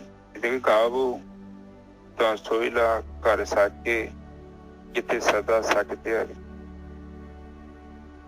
ਸੱਚ ਦੇ ਘਰ ਚ ਗਾਉਣਾ ਹੈ ਤੇ ਉਹ ਤੁਹਾਨੂੰ ਤਾਂ ਪਤਾ ਹੀ ਹੈ ਸੱਚ ਕਿੱਥੇ ਹੈਗਾ। ਆਤਮਾ ਚ ਸੁਰਤੀ ਕਾਦਰ ਕਰਕੇ ਜਦੋਂ ਤੁਸੀਂ ਨਿਰਾਕਾਰ ਦੇ ਵਿੱਚ ਪ੍ਰਵੇਸ਼ ਕਰਕੇ ਤੇ ਸਮਝ ਲਓ ਕਿ ਤੁਸੀਂ ਉਹਦਾ ਸੋਹਲਾ ਗਾਣਾ ਸ਼ੁਰੂ ਕਰਤਾ। ਸੋਹਲੇ ਦਾ ਮਤਲਬ ਹੈਗਾ ਇੱਥੇ ਭਗਤੀ। ਕਿਤੇ ਸੋਹਲਾ ਨਾ ਗਾਉਣ ਚੱਲ ਜਿਓ ਕਿਸੇ ਦੇ। ਆਪਾਂ ਕਹਿੰਦੇ ਨੇ ਕਿ ਬੜੇ ਤੇਰੇ ਸੋਹਲੇ ਗਾਉਂਦੇ ਆ। ਤਰੀਕ ਦੀ ਲੋੜ ਨਹੀਂ ਆ ਪ੍ਰਮਾਤਮਾ ਨੂੰ। ਪ੍ਰਮਾਤਮਾ ਨੂੰ ਲੋੜ ਹੈ ਸਾਡੀ, ਦੇਖੋ ਅਵੇਲੇਬਿਲਿਟੀ ਚਾਹੀਦੀ ਹੈ ਸਾਡੀ ਪ੍ਰਮਾਤਮਾ ਨੂੰ। ਅਸੀਂ ਅਵੇਲੇਬਲ ਨਹੀਂ ਹੈਗੇ। ਉਹ ਗੁਣ ਜਿੱਦਾਂ ਵੇਖੋ, ਇੱਕ ਟੂਟੀ ਦੇ ਥੱਲੇ ਮੱਗ ਕਰੀਏ ਤੇ ਪਾਣੀ ਤਾਂ ਹੀ ਪੈਣਾ ਨੇਜਰ ਸਾਹਿਬ ਕਿ ਮੱਗ ਆਪਾਂ ਰਸੋਈ ਚ ਰੱਖਿਆ ਹੋਵੇ ਤੇ ਟੂਟੀ ਕਿਤੇ ਚੱਲੇ ਤੇ ਮੱਗ ਚ ਪਾਣੀ ਪੈ ਜਾਊ। ਨਾਲੇ ਮੱਗ ਜੇ ਸਿੱਧਾ ਹੋਊਗਾ ਤਾਂ ਪਊਗਾ, ਪਾਣੀ ਪੁੱਠਾ ਰੱਖ ਦੋ ਤਾਂ ਵੀ ਨਹੀਂ ਪੈਣਾ। ਇਹ ਵੀ ਸਹੀ ਹੈ। ਇਹ ਦੂਜੀ ਸਿਰ ਤੇ ਨੇਜਰ ਸਾਹਿਬ ਵੱਲੋਂ ਜਿਹੜਾ ਮੱਗ ਆ ਉਹ ਸਿੱਧਾ ਹੋਣਾ ਚਾਹੀਦਾ, ਬਵੀਹੇ ਵਾਂਗੂ। ਤਾਂ ਦੇਖੋ ਫਿਰ ਮੈਂ ਬਾਣੀ ਬੋਲਦਾ, ਅੰਮ੍ਰਿਤ ਵੇਲੇ ਬਵੀਹਾ ਬੋਲਿਆ ਤਾਂ ਦਰ ਸੁਣੀ ਪੁਕਾਰ। ਪਹਿਲੇ ਕਹਿੰਦੇ ਅੰਮ੍ਰਿਤ ਵੇਲੇ ਬਵੀਹਾ ਬੋਲਿਆ, ਪਹਿਲਾਂ ਬੋਲਣਾ ਪਿਆ ਇਹਨੂੰ। ਜਿੱਦਾਂ ਆਪਾਂ ਬੋਲ ਰਹੇ ਹਾਂ ਤਾਂ ਦਾ ਮਤਲਬ ਹੁੰਦਾ ਹੈ ਜੇ ਤੂੰ ਮੈਨੂੰ ਪੈਸੇ ਭੇਜੇਗਾ ਤਾਂ ਹੀ ਮੈਂ ਤੈਨੂੰ ਸਮਾਨ ਭੇਜਣਾ ਹੈ। ਤਾਂ ਦਾ ਮਤਲਬ ਇਹ ਹੈ ਕਿ ਤੂੰ ਪੈਸੇ ਪਾਵੇਂਗਾ ਤਾਂ ਹੀ ਮੈਂ ਆਹ ਕੰਮ ਕਰਾਂਗਾ। ਫਿਰ ਬਾਣੀ ਤੇ ਆ ਜਾਂਦੇ, ਅੰਮ੍ਰਿਤ ਵੇਲੇ ਬਵੀਹਾ ਬੋਲਿਆ ਤਾਂ ਦਰ ਸੁਣੀ ਪੁਕਾਰ। ਪਹਿਲਾਂ ਬਵੀਹਾ ਬੋਲਿਆ, ਤਾਂ ਉਸ ਤੋਂ ਬਾਅਦ ਫਿਰ ਦੂਜਾ ਪ੍ਰੋਸੈਸ ਹੋਇਆ। ਉਸ ਤੋਂ ਬਾਅਦ ਫਿਰ ਮੇਘੇ ਨੂੰ ਫਰਮਾਨ ਹੋਇਆ, ਬਰਸੋ ਕਿਰਪਾ ਧਾਰ। ਹਾਂਜੀ ਜੀ ਸਾਹਿਬ। ਹਾਂਜੀ ਬਿਲਕੁਲ ਸਹੀ ਹੈ ਜੀ, ਬਿਲਕੁਲ ਸਹੀ ਹੈ। ਅੰਮ੍ਰਿਤ ਵੇਲੇ ਬੋਲਿਆ ਬਬੀਹਾ ਤਾਂ ਅੰਦਰ ਸੁਣੀ ਪੁਕਾਰ, ਮੇਘੇ ਨੂੰ ਫਰਮਾਨ ਹੋਆ ਵਰਸੋ ਕਿਰਪਾ ਧਾਰ। ਬਿਲਕੁਲ ਸਹੀ ਹੈ ਜੀ। ਹਾਂ ਤੇ ਇਸੇ ਤਰ੍ਹਾਂ ਅਸੀਂ ਵੀ ਬਵੀਏ ਹੈਗੇ ਆ। ਜਿੰਨਾ ਚਿਰ ਅਸੀਂ ਬੋਲਾਂਗੇ ਨਹੀਂ, ਭਗਤੀ ਨਹੀਂ ਕਰਾਂਗੇ, ਉਹਨਾਂ ਚਿਰ ਪੁਕਾਰ ਨਹੀਂ ਸੁਣੀ ਜਾਣੀ। ਹਾਂਜੀ ਹੋ ਗਿਆ ਜੀ। ਹੁਣ ਆਪਾਂ ਬੋਲਾਂਗੇ ਤੇ ਫਿਰ ਆਪਣੀ ਆਵਾਜ਼ ਸੁਣੀ ਜਾਊਗੀ, ਫਿਰ ਉਹਦੇ ਵਿੱਚ ਆਵਾਜ਼ ਸੁਣੀ ਜਾਊਗੀ। ਮਤਲਬ ਇਹੋ ਹੀ ਹੈ,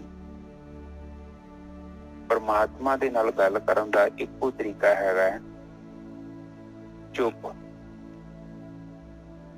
ਸਭ ਕੁਝ ਸ਼ਾਂਤ ਕਰ ਦੇਣਾ। ਔਰ ਉਹਦੇ ਲਈ ਸਾਧਨਾ ਹੈਗੀ, ਉਹ ਆਪਾਂ ਸਾਧਨਾ ਕਰ ਰਹੇ ਹਾਂ। ਆਲਮੋਸਟ ਤੁਸੀਂ ਮੇਰੇ ਹਿਸਾਬ ਨਾਲ 80-90% ਤੇ ਤੁਸੀਂ ਆਲਰੇਡੀ ਸਮਾਧੀ 'ਚ ਪ੍ਰਵੇਸ਼ ਕਰ ਰਹੇ ਹੋ। ਕਈਆਂ ਨੂੰ ਨਹੀਂ ਪਤਾ ਲੱਗਣ ਦਿਆ। ਕਿਉਂ ਨਹੀਂ ਲੱਗਣ ਦਿਆ? ਹੁਣ ਉਹ ਸਰੀਰਾਂ ਦੇ ਅੰਦਰ ਉਹਨਾਂ ਦੀ ਜਾਂ ਉਮਰ ਜ਼ਿਆਦੀ ਹੈ ਜਾਂ ਕੁਝ ਉਹਨਾਂ ਦੀ ਕਮੀ ਪੇਸ਼ੀ ਹੈ। ਮੈਨੂੰ ਤਾਂ ਉਹਦੇ ਬਾਰੇ ਪਤਾ ਨਹੀਂ ਕੁਛ। ਬਾਕੀ ਜੇ ਕੋਈ ਸਹੀ ਤਰੀਕੇ ਨਾਲ ਸਾਧਨਾ ਕਰਦਾ ਤੇ 15-20 ਦਿਨਾਂ ਚ ਤੁਹਾਨੂੰ 1 ਘੰਟੇ ਚ 10-20 ਮਿੰਟ ਦੀ ਨਿਰਵਿਚਲ ਸਮਾਧੀ ਮਿਲਣੀ ਆ। ਜ਼ਰੂਰੀ ਹੈ, ਕੋਈ ਇਹਦੇ ਵਿੱਚ ਦੋ ਰਹਿ ਨਹੀਂ ਆ। ਕਿਉਂਕਿ ਪ੍ਰਮਾਤਮਾ ਦਾ ਦਰ ਏਦਾਂ ਦਾ ਵਾ, ਜੋ ਵੀ ਭਿਖਾਰੀ ਮੰਗਣ ਜਾਂਦਾ ਹੈ ਉਹ ਝੋਲੀਆਂ ਭਰ ਦਿੰਦਾ ਹੈ, ਉਹ ਸਾਡੇ ਔਗਣ ਨਹੀਂ ਦਿੰਦਾ। ਇਹ ਗੱਲ ਯਾਦ ਰੱਖਣੀ। ਬ੍ਰਹਮ ਦਾ ਅਸੂਲ ਕੋਈ ਚਰਨਜੀਤ ਦਾ ਵਰਗਾ ਘਰ ਨਹੀਂ ਕਿ ਕਿਸੇ ਨੂੰ ਦੇਣਾ ਹੀ ਕੁਛ ਨਹੀਂ। ਬੰਦੇ ਦੀ ਸ਼ਕਲ ਵੇਖਣੀ ਆ, ਕੱਪੜੇ ਵੇਖਣੇ ਆ। ਬ੍ਰਹਮ ਨਹੀਂ ਏਦਾਂ ਕਰਦਾ। ਬ੍ਰਹਮ ਦੇ ਕੋਲ ਜੋ ਵੀ ਗਿਆ ਹੈ ਉਹਨੇ ਮਾਲਾ ਮਾਲ ਕਰਦਾ। ਬਹੁਤ ਪਵਿੱਤਰ ਸਤਾ ਹੈ, ਪਰ ਕੋਈ ਜਾਂਦਾ ਨਹੀਂ ਉਹਦੇ ਕੋਲ। ਇਹ ਵੀ ਗਰੰਟੀ ਹੈ, ਕੋਈ ਨਹੀਂ ਜਾਂਦਾ। ਜਿਹੜਾ ਵੀ ਗਿਆ ਹੈ ਉਹਨੇ ਨਹੀਂ ਪਰਵਾਹ ਕੀਤੀ।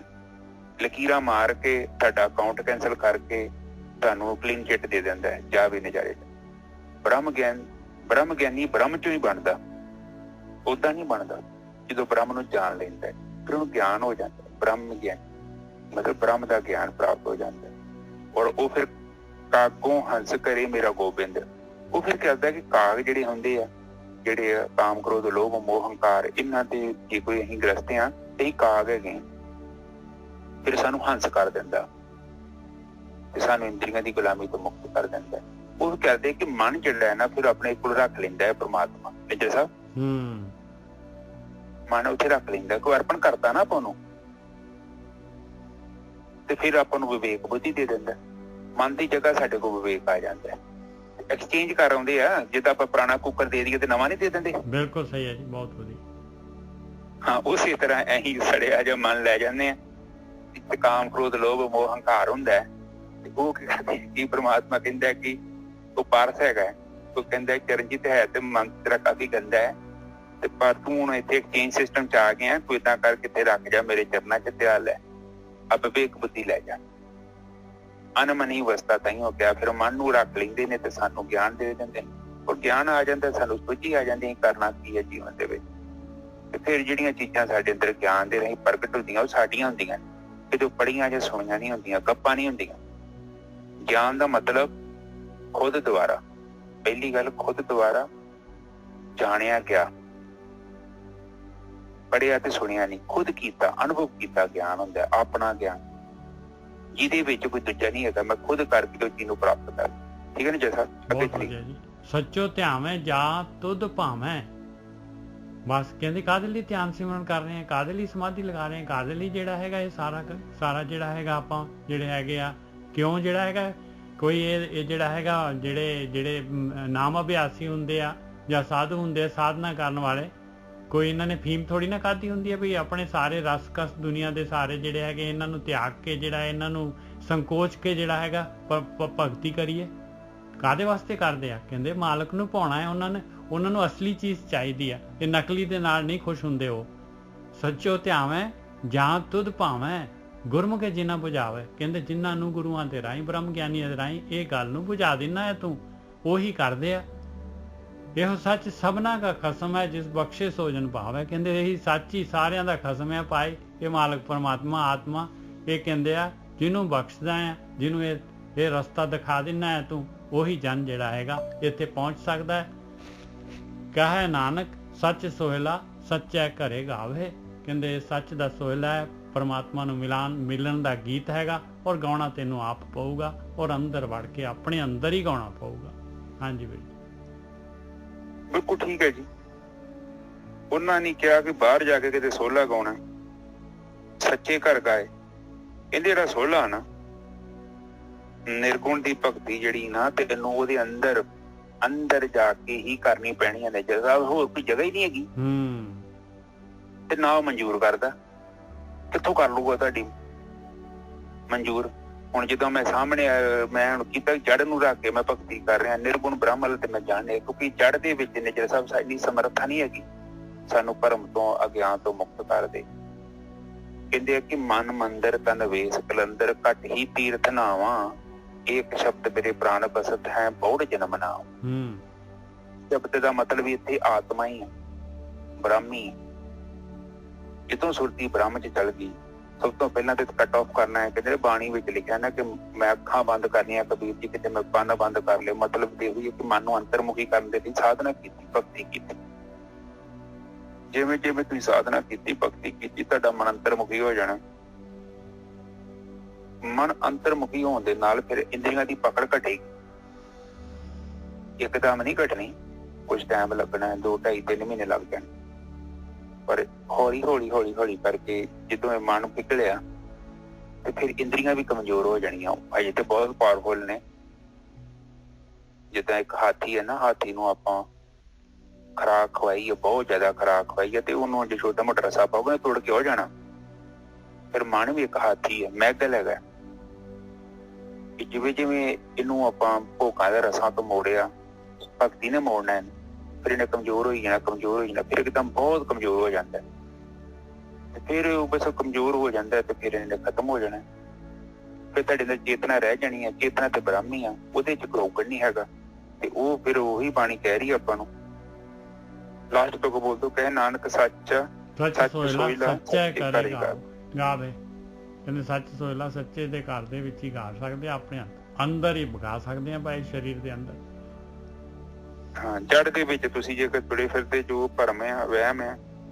ਪਰ ਲੋਕੀ ਤੇ ਭਰਮ ਤੇ ਪਹਿਲੀ ਸਾਰੀ ਇਹ ਤੇ ਮੁੱਢ ਤੋਂ ਜਿਉਂਦਾ ਸੰਸਾਰ ਬਣਿਆ ਨਾ ਸਾਧ ਸੰਗਤ ਜੀ। ਨਕਲੀ ਗਿਆਨ ਹਮੇਸ਼ਾ ਹੀ ਅਵੇਲੇਬਲ ਰਿਹਾ, ਬਹੁਤ ਸਸਤਾ ਹੈ। ਉਹਨਾਂ ਕੋਲ ਜਾਓਗੇ, ਉਹਨਾਂ ਨੇ ਤੁਹਾਡੇ ਗਲ 'ਚ ਇੱਕ ਰੱਸੀ ਪਾ ਦੇਣੀ ਆ। ਉਸ ਰੱਸੀ ਤੋਂ ਛੁੱਟਣਾ ਬਹੁਤ ਔਖਾ। ਕੋਈ ਮਾਈ ਦਾ ਲਾਲ ਹੀ ਆ। ਕਬੀਰ ਜੀ ਦੇ ਕਹਿੰਦੇ ਮੈਂ ਝਬਾਕ ਦੇ ਉੱਤਰ ਗਿਆ, ਤਾਂ ਮਤਲਬ ਕਬੀਰ ਜੀ ਵੀ ਕਿਤੇ ਗਲ ਜਗ੍ਹਾ ਬੈਠੇ ਸੀ। ਤੇ ਇਹ ਤੇ ਆ ਕਿ ਨਕਲੀ ਗਿਆਨ ਜਿਹੜਾ ਹੁੰਦਾ ਹੈ ਉਹਦਾ ਤਿਆਗ ਕਰਨਾ ਪੈਂਦਾ ਹੈ। ਇਹ ਫੈਸਲਾ ਤੁਹਾਡਾ ਆਪਣਾ। ਪਰ ਅਸੀਂ ਤੇ ਇਹ ਕਹਿੰਦੇ ਆ ਕਿ ਜੋ ਬਾਣੀ ਕਹਿ ਰਹੀ ਹੈ ਉਹਦੀ ਗੱਲ ਸੁਣੋ ਬਸ। ਜੋ ਬਾਣੀ ਕਹਿ ਰਹੀ ਆ ਗੁੜਕਾ ਲੈ ਆਓ, ਆਪ ਹੀ ਅਰਥ ਕਰਕੇ ਦੇਖ ਲਓ। ਬਾਣੀ ਤੇ ਉਹ ਕਹਿ ਰਹੀ ਹੈ ਕਿ ਬ੍ਰਹਮ ਤੋਂ ਇਲਾਵਾ ਕਿਤੇ ਨਾ ਜਾਓ। ਕਿਤੇ ਕਿਹਾ ਵੀ ਏਜੰਟ ਪਾਲੋ ਕਿ ਏਜੰਟ ਮੈਨੂੰ ਮਿਲਾ ਦੂਗਾ ਡਾਇਰੈਕਟ। ਉਹਦੇ ਕਹਿੰਦੇ ਆ ਤੁਕ ਬੋਲੋ ਨੀ ਜੈਸਾ ਲਾਸਟ ਵਾਲੀ ਤੁਕ ਬੋਲਦੇ ਕਹੇ ਨਾਨਕ ਸੱਚ ਸੋਹਿਲਾ ਸੱਚੇ ਘਰੇ ਗਾਵੇ। ਹਾਂ ਤੇ ਉਹ ਸੱਚੇ ਘਰ ਗਾਵੇ ਤੇ ਸੱਚੇ ਦਾ ਘਰ ਕਿਹੜਾ ਹੈ? ਉਹ ਸਾਡੇ ਅੰਦਰ ਹੈ। ਮਨ ਮੰਦਰ ਤਨ ਵੇਸ ਕਲੰਦਰ ਕਠੀ ਤੀਰਥ ਨਾਮ ਆ। ਬਾਹਰ ਨਹੀਂ ਮਨਾਉਣ ਜਾਂਦਾ, ਕਹਿੰਦਾ ਮੇਰਾ ਮਨ ਹੈ ਮੰਦਰ। ਉਹ ਜਿਹੜਾ ਸੱਚੇ ਦਾ ਘਰ ਆ ਉਹ ਮਨ ਦੇ ਅੰਦਰ ਆ। ਤੇ ਮਨ ਦੇ ਅੰਦਰ ਜਦੋਂ ਤੁਸੀਂ ਪ੍ਰਵੇਸ਼ ਕੀਤਾ, ਪਹਿਲਾਂ ਵਿਚਾਰ ਮਿਲਨੇ ਆ, ਫਿਰ ਵਿਚਾਰਾਂ ਤੋਂ ਮੁਕਤ ਅਵਸਥਾ ਮਿਲਣੀ ਹੈ। ਫਿਰ ਜਿਵੇਂ ਜਿਵੇਂ ਧਿਆਨ ਇਕਾਗਰ ਹੁੰਦਾ ਗਿਆ ਫਿਰ ਸੁਰਤੀ ਬ੍ਰਹਮ ਚ ਲੀਨ ਹੋ ਜਾਏਗੀ। ਫਿਰ ਰਾਮ ਕਬੀਰ ਆਏ ਇੱਕ ਭੇਦ ਤੇ ਕੋਈ ਨਾ ਸਕੇ। ਤੇ ਉੱਥੇ ਜਾਣ ਦੇ ਨਾਲ ਫਿਰ ਉਹੀ ਅਵਸਥਾ ਬਣ ਜਾਣੀ। ਮਨ, ਬੁੱਧ, ਸੁਰਤ ਇਹ ਸਾਰੇ ਘੜੇ ਜਾਣੇ। ਜਿਹਨਾਂ ਇਹਨਾਂ ਦੀ ਅਲਾਈਨਮੈਂਟ ਨਹੀਂ ਖਰਾਬ ਹੋ ਜਾਂਦੀ। ਹੁਣ ਜਿੱਦਾਂ ਆਪਾਂ ਗੱਡੀ ਹੋਵੇ ਨਾ, ਤੁਹਾਡੇ ਕੋਲ ਕਾਰਾਂ ਤੁਸੀਂ ਚਲਾਉਂਦੇ ਜੋ, ਕਈ ਦੇ ਖੱਡਿਆਂ 'ਚ ਵੱਜਣ ਦੇ ਨਾਲ ਨਾ ਕਿੰਨੀ ਗੱਡੀ ਦੇ ਟਾਇਰਾਂ ਦੀ ਅਲਾਈਨਮੈਂਟ ਖਰਾਬ ਹੋ ਜਾਂਦੀ। ਉਹ ਇੱਕ ਅਲਾਈਨਮੈਂਟ ਸਰਵਿਸ ਸਟੇਸ਼ਨ 'ਚ ਲੈ ਕੇ ਜਾਣਾ ਪੈਂਦਾ। ਫਿਰ ਟਾਇਰ ਵੱਢਦੀ, ਉਹ ਟਾਇਰ ਖਰਾਬ ਕਰਦੀ, ਗੱਡੀ ਸਹੀ ਨਹੀਂ ਚੱਲਦੀ। ਇਸੇ ਤਰ੍ਹਾਂ ਜੀਵ ਹੈ ਜਿਹੜਾ, ਉਹ ਭੋਗਾਂ 'ਚ ਜਾਣ ਕਰਕੇ ਕਹਿੰਦਾ ਕਿ ਇਹਦੀ ਅਲਾਈਨਮੈਂਟ ਖਰਾਬ ਹੋ ਜਾਂਦੀ ਹੈ। ਔਰ ਜਦੋਂ ਨਿਜਰ ਸਾਹਿਬ ਅਸੀਂ ਆਪਣੀ ਸੁਰਤੀ ਨੂੰ ਉੱਥੇ ਲੈ ਕੇ ਜਾਂਦੇ ਹਾਂ ਨਾ, ਤੇ ਸਾਡੀ ਅਲਾਈਨਮੈਂਟ ਸਹੀ ਹੁੰਦੀ, ਹੁੰਦਾ ਕੁਛ ਵੀ ਨਹੀਂ, ਬਸ। ਬਹੁਤ ਵਧੀਆ। ਹਾਂ, ਜਿਹੜੀ ਇੰਦਰੀਆਂ ਨਾ ਇਹੋ ਤੇ ਕਹਿੰਦੇ ਨੇ, ਮਹਾਤਮਾ ਬੁੱਧ ਨੇ ਕਿਹਾ ਨਹੀਂ ਸੀ ਗੱਲ ਨੂੰ। ਮਹਾਤਮਾ ਬੁੱਧ ਨੂੰ ਜਦੋਂ ਗਿਆਨ ਪ੍ਰਾਪਤ ਹੋਇਆ ਤੇ ਕਹਿੰਦਾ ਮੈਂ ਕੀ ਦੱਸਾਂ, ਚੁੱਪ ਹੋ ਗਿਆ। ਫਿਰ ਉਹ ਕੋਈ ਦੇਵਤੇ ਗਏ, ਕਹਿੰਦੇ ਦੱਸੋ ਮਹਾਰਾਜ ਕੀ ਤੁਹਾਨੂੰ ਪ੍ਰਾਪਤ ਹੋਇਆ? ਕਹਿੰਦਾ ਪ੍ਰਾਪਤ ਕੀ ਹੋਇਆ, ਮੈਂ ਕੀ ਦੱਸਾਂ, ਜਾਂ ਤੇ ਕੋਈ ਵੱਖਰਾ ਮਿਲ ਗਿਆ ਹੋਵੇ। ਅਲਾਈਨਮੈਂਟ ਹੀ ਸਹੀ ਕੀਤੀ, ਜਦੋਂ ਟਾਇਰ ਤੇ ਮੇਰੇ ਹੀ ਸੀ, ਮਾੜੀ ਐਡਜਸਟਮੈਂਟ ਹੀ ਕੀਤੀ। ਐਵੇਂ ਮੈਂ ਕੀ ਕਵਾਂ ਨਿਜਰ ਸਾਹਿਬ ਨੂੰ ਕਿਤੇ ਪੁਰਜਾ ਨਾ ਤੇ ਪਾਇਆ ਨਾ ਕੋਈ ਲਾਇਆ। ਗੱਡੀ ਮੇਰੀ ਉਹ, ਟਾਇਰ ਮੇਰੇ ਉਹ ਆ, ਅਲਾਈਨਮੈਂਟ ਸਹੀ ਕੀਤੀ ਅਗਲੇ ਨੇ। ਮੈਂ ਕੀ ਕਵਾਂ? ਕਹਿੰਦੇ ਦੱਸੋ। ਕਹਿੰਦਾ ਜਿਹਨੂੰ ਮੈਂ ਜੇਕਰ ਮੈਂ ਦੱਸਣ ਦੀ ਕੋਸ਼ਿਸ਼ ਕਰਦਾ ਵਾਂ, ਭਾਵੇਂ ਮੈਂ ਨਹੀਂ ਦੱਸਦਾ, ਜਿਹਨੇ ਜਾਣਨਾ ਮੇਰੇ ਤੋਂ ਬਿਨਾਂ ਵੀ ਜਾਣ ਲੈਣਾ। ਤੇ ਕਹਿੰਦਾ ਜਿਹਨੂੰ ਜੇਕਰ ਮੈਂ ਦੱਸਾਂ, ਜਿਹਨੇ ਨਹੀਂ ਜਾਣਨਾ ਨਹੀਂ ਜਾਣਨਾ, ਭਾਵੇਂ ਮੈਂ ਜਿੰਨੀ ਮਰਜ਼ੀ ਕੋਸ਼ਿਸ਼ ਕਰਾਂ। ਉਹਨੂੰ ਬ੍ਰਹਮ ਗਿਆਨੀ ਧਰਤੀ ਤੇ ਕਿੰਨੇ ਆਉਂਦੇ ਨੇ, ਸਮਝਾਉਂਦੇ ਨੇ, ਸਾਰੇ ਬੜੀ ਫਾਇਦਾ ਲੈਂਦੇ ਨੇ। ਤੇ ਫਿਰ ਉਹ ਦੇਵਤੇ ਕਹਿੰਦੇ ਅੱਧੇ ਘੰਟੇ ਬਾਅਦ ਫਿਰ ਗਏ, ਕਹਿੰਦੇ ਮਹਾਰਾਜ ਜਿਹੜੇ ਇਹਨਾਂ ਦੋਨਾਂ ਦੇ ਵਿਚਕਾਰ ਆ, ਜਿੰਨਾ ਚਿਰ ਤੁਸੀਂ ਦੱਸੋਗੇ ਨਾ ਨਹੀਂ ਉਹ ਸਾਧਨਾ ਸ਼ੁਰੂ ਕਰਨੀ, ਭਗਤੀ ਕਰਨੀ, ਤੇ ਕਮ ਸੇ ਕਮ ਉਹਨਾਂ ਲਈ ਤਾਂ ਬੋਲੋ। ਕਹਿੰਦੇ ਇਹ ਪੁਆਇੰਟ ਤੁਹਾਡਾ ਸਹੀ ਆ। ਫਿਰ ਮਹਾਤਮਾ ਬੁੱਧ ਬੋਲਿਆ। ਸੋ ਕਹਿਣ ਤੋਂ ਭਾਵ ਇਹ ਆ ਕਿ ਕੰਮ ਕੋਈ ਜ਼ਿਆਦਾ ਵੱਡਾ ਨਹੀਂ ਆ, ਉਹ ਤੇ ਅਲਾਈਨਮੈਂਟ ਹੀ ਸਹੀ ਕਰਨੀ ਆ। ਛੋਟਾ ਜਿਹਾ ਕੰਮ, ਹਾਂ ਥੋੜਾ ਜਿਹਾ ਹੋ ਸਕਦਾ, ਉਹ ਮਾੜਾ ਜਿਹਾ ਲੋਹਾ ਲਾ ਦੇਣਾ। ਜਿਵੇਂ ਥੋੜਾ ਜਿਹਾ ਲੋਹਾ ਲਾਉਂਦੇ ਅਗਲੇ, ਹਾਂ ਥੋੜੀ ਜਿਹੀ ਉਹ ਵਾਸ਼ਰ ਜੀ ਪਾ ਦਿੰਦੇ ਆ ਵੱਡੀ ਮੋਟੀ ਕਿਤੇ। ਉਹਦੀ ਕੁਛ ਵੀ ਨਹੀਂ ਆ, ਉਹ ਕੰਮ ਕੁਮ ਥੋੜੀ ਉਹਦਾ ਹੁੰਦਾ, ਪਰ ਇਹ ਗੱਡੀ ਸਹੀ ਹੋ ਜਾਂਦੀ ਹੈ। ਮਤਲਬ ਕੋਈ ਵੱਡੀ ਪੁਰਜਾ ਥੋੜੀ, ਨਿੱਕਾ ਜਿਹਾ ਰੁਪਈਏ ਜਿੰਨਾ ਹੁੰਦਾ ਲੋਹੇ ਦਾ ਪੀਸ, ਨਿੱਕਾ ਜਿਹਾ ਤੁਸੀਂ ਵੇਖੋਗੇ ਕੀ ਹੈ, ਇਹ ਕੀ ਲਾਤਾ ਟਾਇਰ ਦੇ ਵਿੱਚ, ਨਿੱਕਾ ਜਿਹਾ ਲੋਹਾ ਜਾਂ ਮਾੜਾ ਜਿਹਾ, ਪਰ ਕੰਮ ਦਾ ਜੋ ਸੰਗਤ ਤੇ ਇਹੋ ਹੀ ਕਰਦੀ ਹੈ। ਛੋਟਾ ਜਿਹਾ ਲੋਹਾ ਲਾ ਦਿੰਦੇ, ਉਹ ਤੁਹਾਡਾ ਰਿਮ ਸਹੀ ਕਰ ਦਿੰਦੇ ਬਸ। ਤੇ ਜਦੋਂ ਰਿਮ ਸਹੀ ਹੋ ਗਿਆ, ਗੱਡੀ ਸਹੀ ਚੱਲਣ ਡਿਆ ਪੈਂਦੀ। ਗੱਡੀ ਤੇ ਉਹੀ ਸੀ, ਉਹ ਗੱਡੀ ਉਹ ਬਬਲਿੰਗ ਉਸੇ ਕਰਕੇ ਕਰ ਰਹੀ ਸੀ ਕਿਉਂਕਿ ਉਹ ਅਲਾਈਨਮੈਂਟ ਆਊਟ ਹੋਈ ਸੀ। ਭੋਗਾਂ ਦੇ ਵਿੱਚ ਜਦੋਂ ਇੰਦਰੀਆਂ ਗਈਆਂ, ਮਨ ਪੈਦਾ ਹੋ ਗਿਆ, ਇਸ ਕਰਕੇ ਗੱਡੀ ਖਰਾਬ ਹੋ ਗਈ। ਜਦੋਂ ਅਲਾਈਨਮੈਂਟ ਕੀਤੀ ਤੇ ਗੱਡੀ ਹੋ ਗਈ, ਗੱਡੀ ਉਹ ਮਸਤ ਚੱਲਣ ਡਿਆ ਵੀ। ਇਸੇ ਤਰ੍ਹਾਂ ਜੀਵ, ਠੀਕ ਹੈ ਨਾ? ਜਿਸ ਆਵਾਜ਼ ਦੀ ਵਿਚਾਰ ਇੱਥੇ ਇੱਕ ਹੋਰ ਲਈਏ ਜੀ, ਆਖਰੀ ਹੈਗਾ। ਹਾਂਜੀ ਚਲੋ, ਟਾਈਮ ਹੋ ਗਿਆ। ਆਨੰਦ ਸੁਣੋ ਵਡ ਭਾਗੀ ਹੋ ਸਗਲ ਮਨੋਰਥ ਪੂਰੇ। ਕਹਿੰਦੇ ਭਾਈ ਇਹ 16 ਸੁਣ ਲਾ, ਹੁਣ ਤੇਰੇ ਅੰਦਰ ਜਿਹੜਾ ਹੈਗਾ 16, ਇਹਨੂੰ ਸੁਣ। ਵੱਡੇ ਭਾਗਾਂ ਵਾਲਿਆਂ ਆ ਤੂੰ। ਆਨੰਦ ਸੁਣੋ ਵਡ ਭਾਗੀ ਹੋ ਸਗਲ ਮਨੋਰਥ ਪੂਰੇ। ਤੇਰੇ ਸਾਰੇ ਮਨੋਰਥ ਪੂਰੇ ਹੋ ਜਾਣਗੇ ਭਾਈ, ਸਾਰੇ ਮਨੋਰਥ ਪੂਰੇ ਹੋ ਜਾਣਗੇ। ਪਾਰ ਬ੍ਰਹਮ ਪ੍ਰਭ ਪਾਇਆ ਉਤਰੇ ਸਗਲ ਵਸੂਰੇ। ਦੇਖ ਲਓ, ਉਹ ਪਾਰ ਬ੍ਰਹਮ ਜਿਹੜਾ ਹੈਗਾ, ਜਿਹੜਾ ਇਹ ਸੰਸਾਰ ਜਿਹੜਾ ਬ੍ਰਹਮ ਹੈ, ਮਾਲਕ ਪਰਮਾਤਮਾ ਦਾ ਰੂਪ, ਇਸ ਤੋਂ ਅੱਗੇ ਜਿਹੜਾ ਹੈ ਬ੍ਰਹਮ ਹੈਗਾ, ਪਾਰ ਬ੍ਰਹਮ ਪ੍ਰਭ ਪਾਇਆ, ਪਰਮਾਤਮਾ ਮਿਲ ਜਾਂਦਾ ਹੈ। ਸਾਰੇ ਦੇ ਬੂੰਦ ਸਾਗਰ ਦੇ ਵਿੱਚ ਚਲੇ ਜਾਂਦੀ ਹੈ, ਔਰ ਸਾਰੇ ਜਿਹੜੇ ਵਸੂਰੇ ਜਿਹੜੇ ਹੈ, ਦੁੱਖ ਤਕਲੀਫਾਂ ਸੇਰੀਆਂ ਸਾਰੇ ਖਤਮ ਹੋ ਜਾਂਦਾ ਭਾਈ। ਲੇਖਾ ਜੋਖਾ ਸਾਰਾ ਖਤਮ। ਦੁੱਖ ਰੋਗ ਸੰਤਾਪ ਉਤਰੇ ਸੁਣੀ ਸੱਚੀ ਬਾਣੀ। ਜਿਨ੍ਹਾਂ ਨੇ ਇਹ 16 ਸੁਣ ਰਿਹਾ, ਜਿਨ੍ਹਾਂ ਨੇ ਇਹ ਆਨੰਦ ਨੂੰ ਸੁਣਿਆ, ਆਨੰਦ ਇੱਥੇ ਆਨੰਦ ਨਹੀਂ ਹੈ, ਆਨੰਦ ਸੁਣੋ, ਅਨਹਦ। ਜਿਨ੍ਹਾਂ ਨੇ ਆਹ ਸੁਣ ਲਿਆ ਭਾਈ, ਸੋਹਲਾ ਦੁੱਖ ਰੋਗ ਸੰਤਾਪ ਉਤਰੇ ਸੁਣੀ ਸੱਚੀ ਬਾਣੀ। ਜਿਨ੍ਹਾਂ ਨੇ ਇਹ ਬਾਣੀ ਸੁਣ ਲਈ, ਅਨਹਦ ਸ਼ਬਦ ਜਿਹੜੇ ਹੈਗੇ ਮਾਲਕ ਦੇ ਮੁਖ ਤੋਂ ਚੱਲ ਰਹੀ ਬਾਣੀ, ਉਹਨਾਂ ਦੇ ਦੁੱਖ ਰੋਗ ਸੰਤਾਪ ਸਾਰੇ ਦੇ ਸਾਰੇ ਉਤਰ ਜਾਂਦੇ ਆ। ਸੰਤ ਸਾਜਨ ਭਏ ਸਰਸੇ ਪੂਰੇ ਗੁਰ ਤੇ ਜਾਣੀ। ਕਹਿੰਦੇ ਸੱਜਣ ਸੰਤ ਜਿਹੜੇ ਹੈਗੇ ਆ, ਅਭਿਆਸੀ ਸਾਧੂ, ਕਹਿੰਦੇ ਰਸ ਦੇ ਨਾਲ, ਅੰਮ੍ਰਿਤ ਰਸ ਦੇ ਨਾਲ ਭਰ ਜਾਂਦੇ ਆ। ਕਹਿੰਦੇ ਕਿੱਥੋਂ ਜਿਹੜਾ ਹੈਗਾ ਇਹਨਾਂ ਨੂੰ ਇਸ ਇੰਨੀ ਵੱਡੀ ਜਿਹੜੀ ਆ ਵਸਤੂ ਜਿਹੜੀ ਹੈਗੀ ਇੰਨੀ ਕੀਮਤੀ ਪ੍ਰਾਪਤ ਹੋ ਗਈ। ਕਹਿੰਦੇ ਪੂਰੇ ਗੁਰੂ ਤੋਂ ਉਹਨਾਂ ਨੂੰ ਜਾਣਕਾਰੀ ਮਿਲੀ ਆ, ਉਹਦੇ ਅਨੁਸਾਰ ਜਿਹੜੇ ਹੈਗੇ ਉਹਨਾਂ ਨੇ ਇਹ ਚੀਜ਼ ਪਾਈ ਆ। ਸੁਣਤੇ ਪੁਨੀਤ ਕਹਤੇ ਪਵਿੱਤ ਸਤਿਗੁਰ ਰਿਹਾ ਭਰਪੂਰੇ। ਕਹਿੰਦੇ ਜਿਹੜੇ ਵੀ ਸੁਣਦੇ ਆ ਭਾਈ ਉਹ ਵੀ ਪੁਨੀਤ ਹੋ ਜਾਂਦੇ ਆ, ਜਿਹੜੇ ਵੀ ਕਹਿੰਦੇ ਹੈਗੇ ਆ ਉਹ ਪਵਿੱਤਰ ਹੋ ਜਾਂਦੇ ਆ। ਕਹਿੰਦੇ ਸਤਿਗੁਰੂ ਜਿਹੜਾ ਹੈਗਾ ਭਰਪੂਰ ਹੈਗਾ। ਇਹ ਸ੍ਰਿਸ਼ਟੀ ਸਭ ਤੋਂ ਵੱਡਾ ਸਤਿਗੁਰੂ ਉਹ ਮਾਲਕ ਪਰਮਾਤਮਾ ਆਪ ਹੈਗਾ ਭਾਈ ਗੁਰਦੇਵ। ਸਾਰਾ ਗਿਆਨ ਜਿਹੜਾ ਹੈਗਾ ਉਹ ਮਾਲਕ ਪਰਮਾਤਮਾ ਤੋਂ ਆਉਂਦਾ ਹੈ। ਮਾਲਕ ਦੀ ਡਿਊਟੀ ਆਪਾਂ ਨੇ ਸਿਰਫ ਜਿਹੜੀ ਹੈਗੀ ਆ ਚੁਆਇਸ ਕਰਨੀ, ਆਪਾਂ ਨੇ ਡਿਮਾਂਡ ਕਰਨੀ ਹੈ ਬਸ। ਸੁਣਤੇ ਪੁਨੀਤ ਕਹਤੇ ਪਵਿੱਤ ਸਤਿਗੁਰ ਰਿਹਾ ਭਰਪੂਰੇ। ਬਿਨਵੰਤ ਨਾਨਕ ਗੁਰ ਚਰਨ ਲਾਗੇ ਵਾਜੇ ਅਨਹਦ ਤੂਰੇ। ਕਹਿੰਦੇ ਜਿਹੜੇ ਵੀ ਉਹ ਸ਼ਬਦ ਰੂਪੀ ਜਿਹੜੇ ਹੈਗੇ ਗੁਰੂ ਦੇ ਚਰਨਾਂ ਦੇ ਵਿੱਚ ਜਿਹੜੇ ਵੀ ਇਹ ਸੋਲਾ ਗਾਉਂਦੇ ਆ, ਕਹਿੰਦੇ ਉਹਨਾਂ ਦੇ ਅੰਦਰ ਉਹ ਅਨਹਦ ਸ਼ਬਦ, ਅਨਹਦ ਤੂਰ, ਅਨਹਦ ਸਾਜ਼ ਆਪਣੇ ਆਪ ਜਿਹੜੇ ਹੈਗੇ ਉਹ ਵੱਜਣ ਲੱਗ ਪੈਂਦੇ ਆ। ਹਾਂਜੀ ਵੀਰ। ਹਾਂਜੀ, ਪਹਿਲੀ ਤੁਕ ਨਿਜਾ ਸਾਹਿਬ ਇਹ ਹੋਈ ਹੈ ਕਿ ਅਨੰਦ ਸੁਣੋ। ਸੁਣੋ ਦਾ ਮਤਲਬ ਸੁਣਨਾ, ਸੁਣੋ ਦਾ ਮਤਲਬ ਸੁਣਨਾ, ਹਨਾ। ਬਿਲਕੁਲ। ਵੱਡ ਭਾਗੀ ਉਹ ਸਗਲ ਮਨੋਰਥ ਪੂਰੇ। ਉਹ ਕਹਿੰਦੇ ਆ ਪਹਿਲੇ ਦੋ ਸ਼ਬਦ ਪੜ ਰਹੇ ਆ, ਆਨੰਦ ਸੁਣੋ। ਆਨੰਦ ਦਾ ਮਤਲਬ ਹੈਗਾ ਤੁਹਾਡੀ ਪ੍ਰਾਣ ਊਰਜਾ ਦੇ ਨਾਲ ਨਾਦ ਵੱਜਣਾ ਹੈ। ਬ੍ਰਹਮਨਾਦ ਪਹਿਲਾਂ ਨਦੀ ਸੰਖ ਵੱਜਦਾ ਸੁਖਮਨ ਨਾੜੀ ਦੇ ਨਾਲ, ਫਿਰ ਈੜਾ ਤੇ ਪਿੰਗਲਾ ਪ੍ਰਗਟ ਹੁੰਦੀਆਂ ਤੇ ਕਾਫੀ ਵੱਡਾ ਸਰੀਰ ਚ ਵਿਸਫੋਟ ਹੁੰਦਾ, ਥੱਲੇ ਝਟਕਾ ਜਿਹਾ ਵੱਜੂਗਾ ਤੇ ਕਾਫੀ ਜ਼ਿਆਦਾ એનર્ਜੀ ਜਿੱਦਾਂ ਵਿਸਫੋਟ ਹੋ ਕੇ ਉੱਪਰ ਨੂੰ ਟਰੈਵਲ ਕਰੇਗੀ।